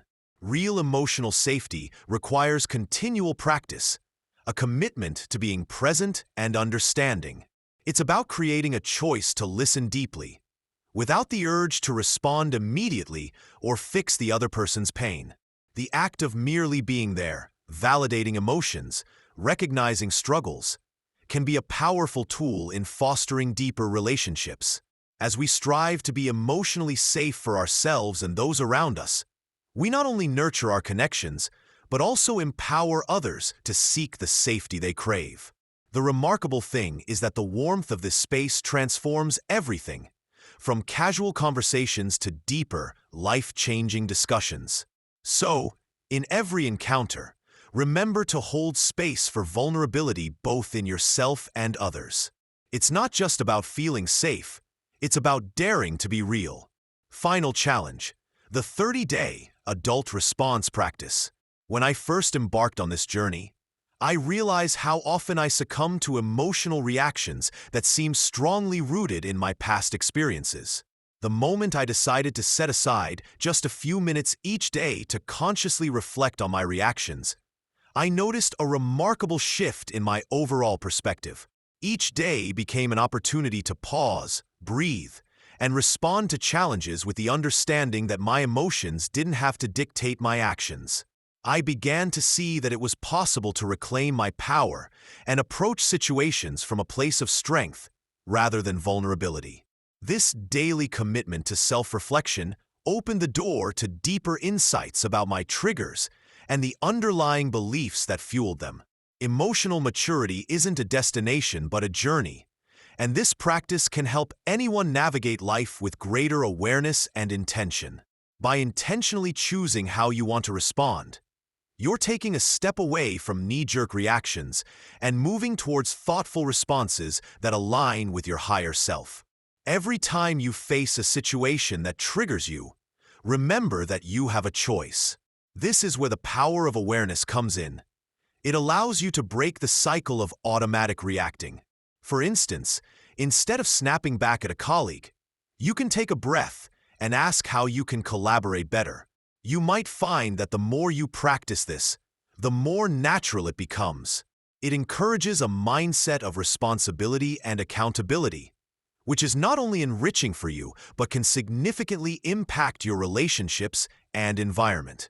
By actively practicing these adult responses for 30 days, you will cultivate habits that benefit not just yourself, but the entire community around you.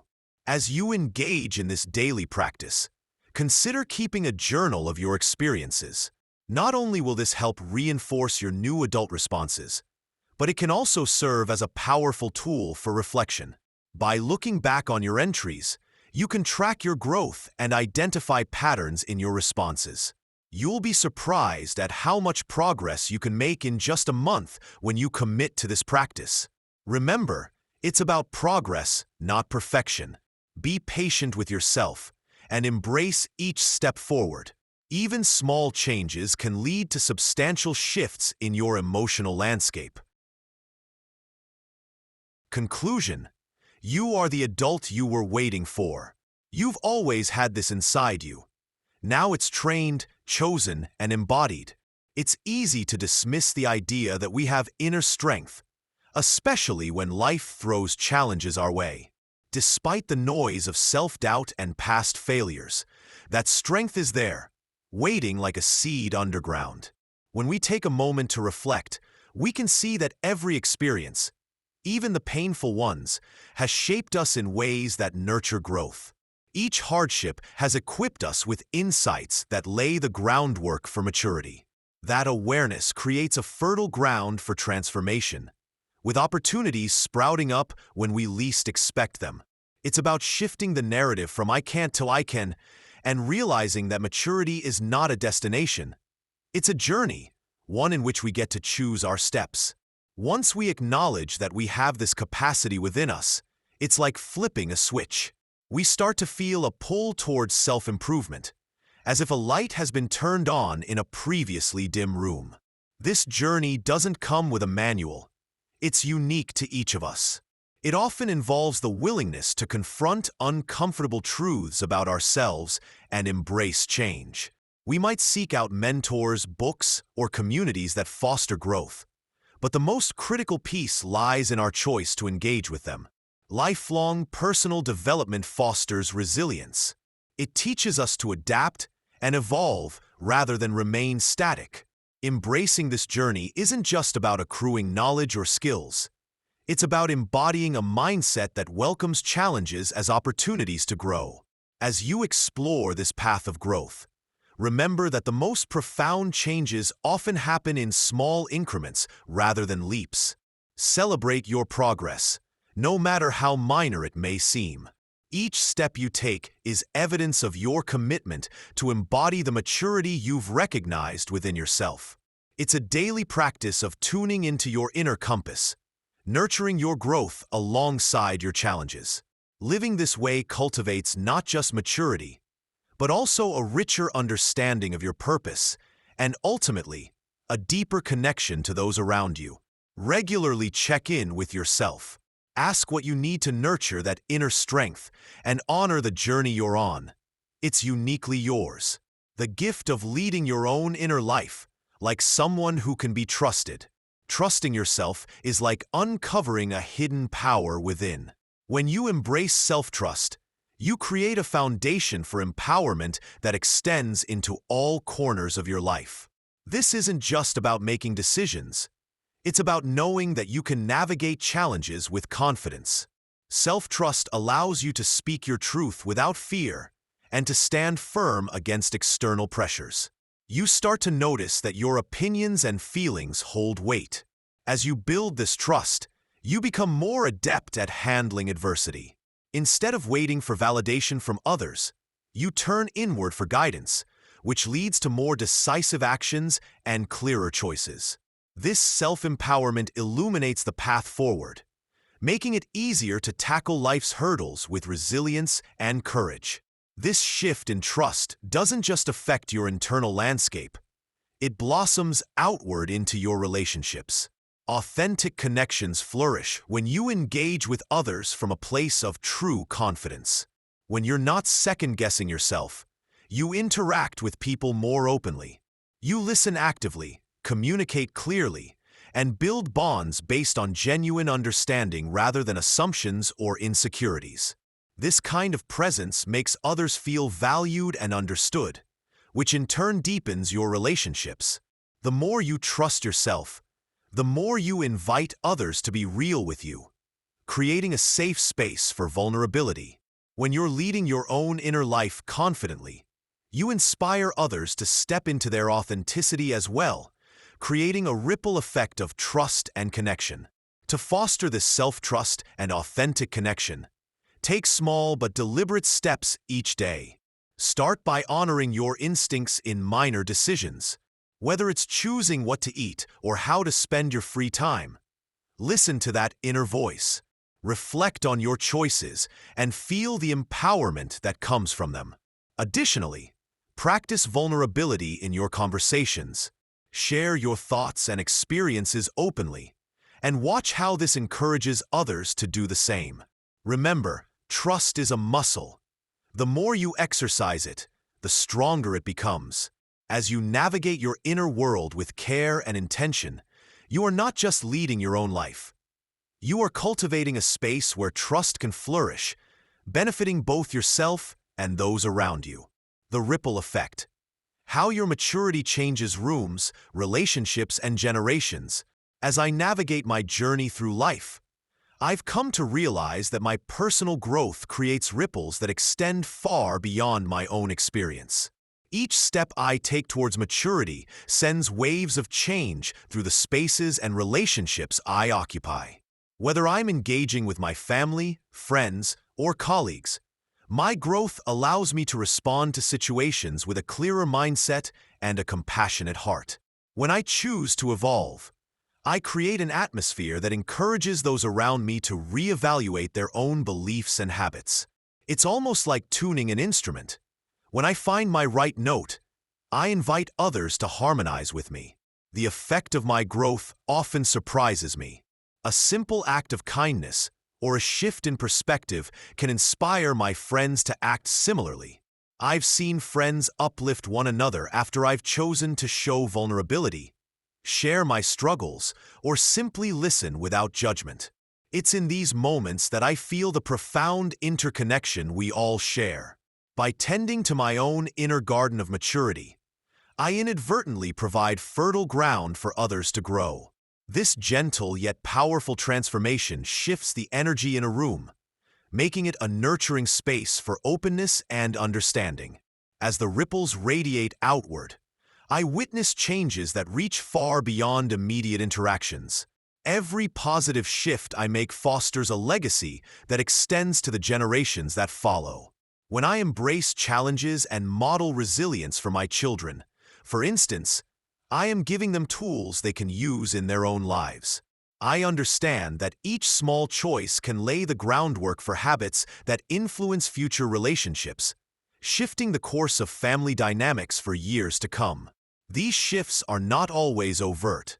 Sometimes, they're subtle adjustments in how we communicate or how we support one another in moments of difficulty. To truly harness this ripple effect, it helps to stay mindful and intentional.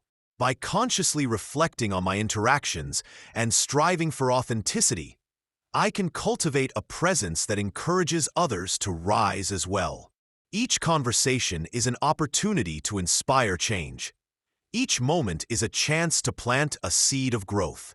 As I continue on my path, I remind myself that this journey is not just my own, but a shared experience that carries the potential to uplift multiple lives. You are the adult you were waiting for. There's no final test, no applause, just the quiet power of becoming someone you can trust. Emotional maturity isn't about being perfect. It's about being present.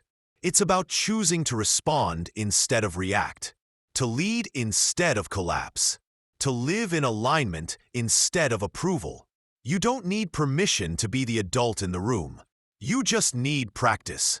And now, you have it. So pause before you speak. Breathe before you react. Lead yourself with the calm, clear authority of someone who knows who they are, even when no one else does. From one adult in training to another, I see you. I honor your growth. And I hope this book stays with you long after the last page. With steady presence and gratitude, Sylvie Constantine. Mindful Literary.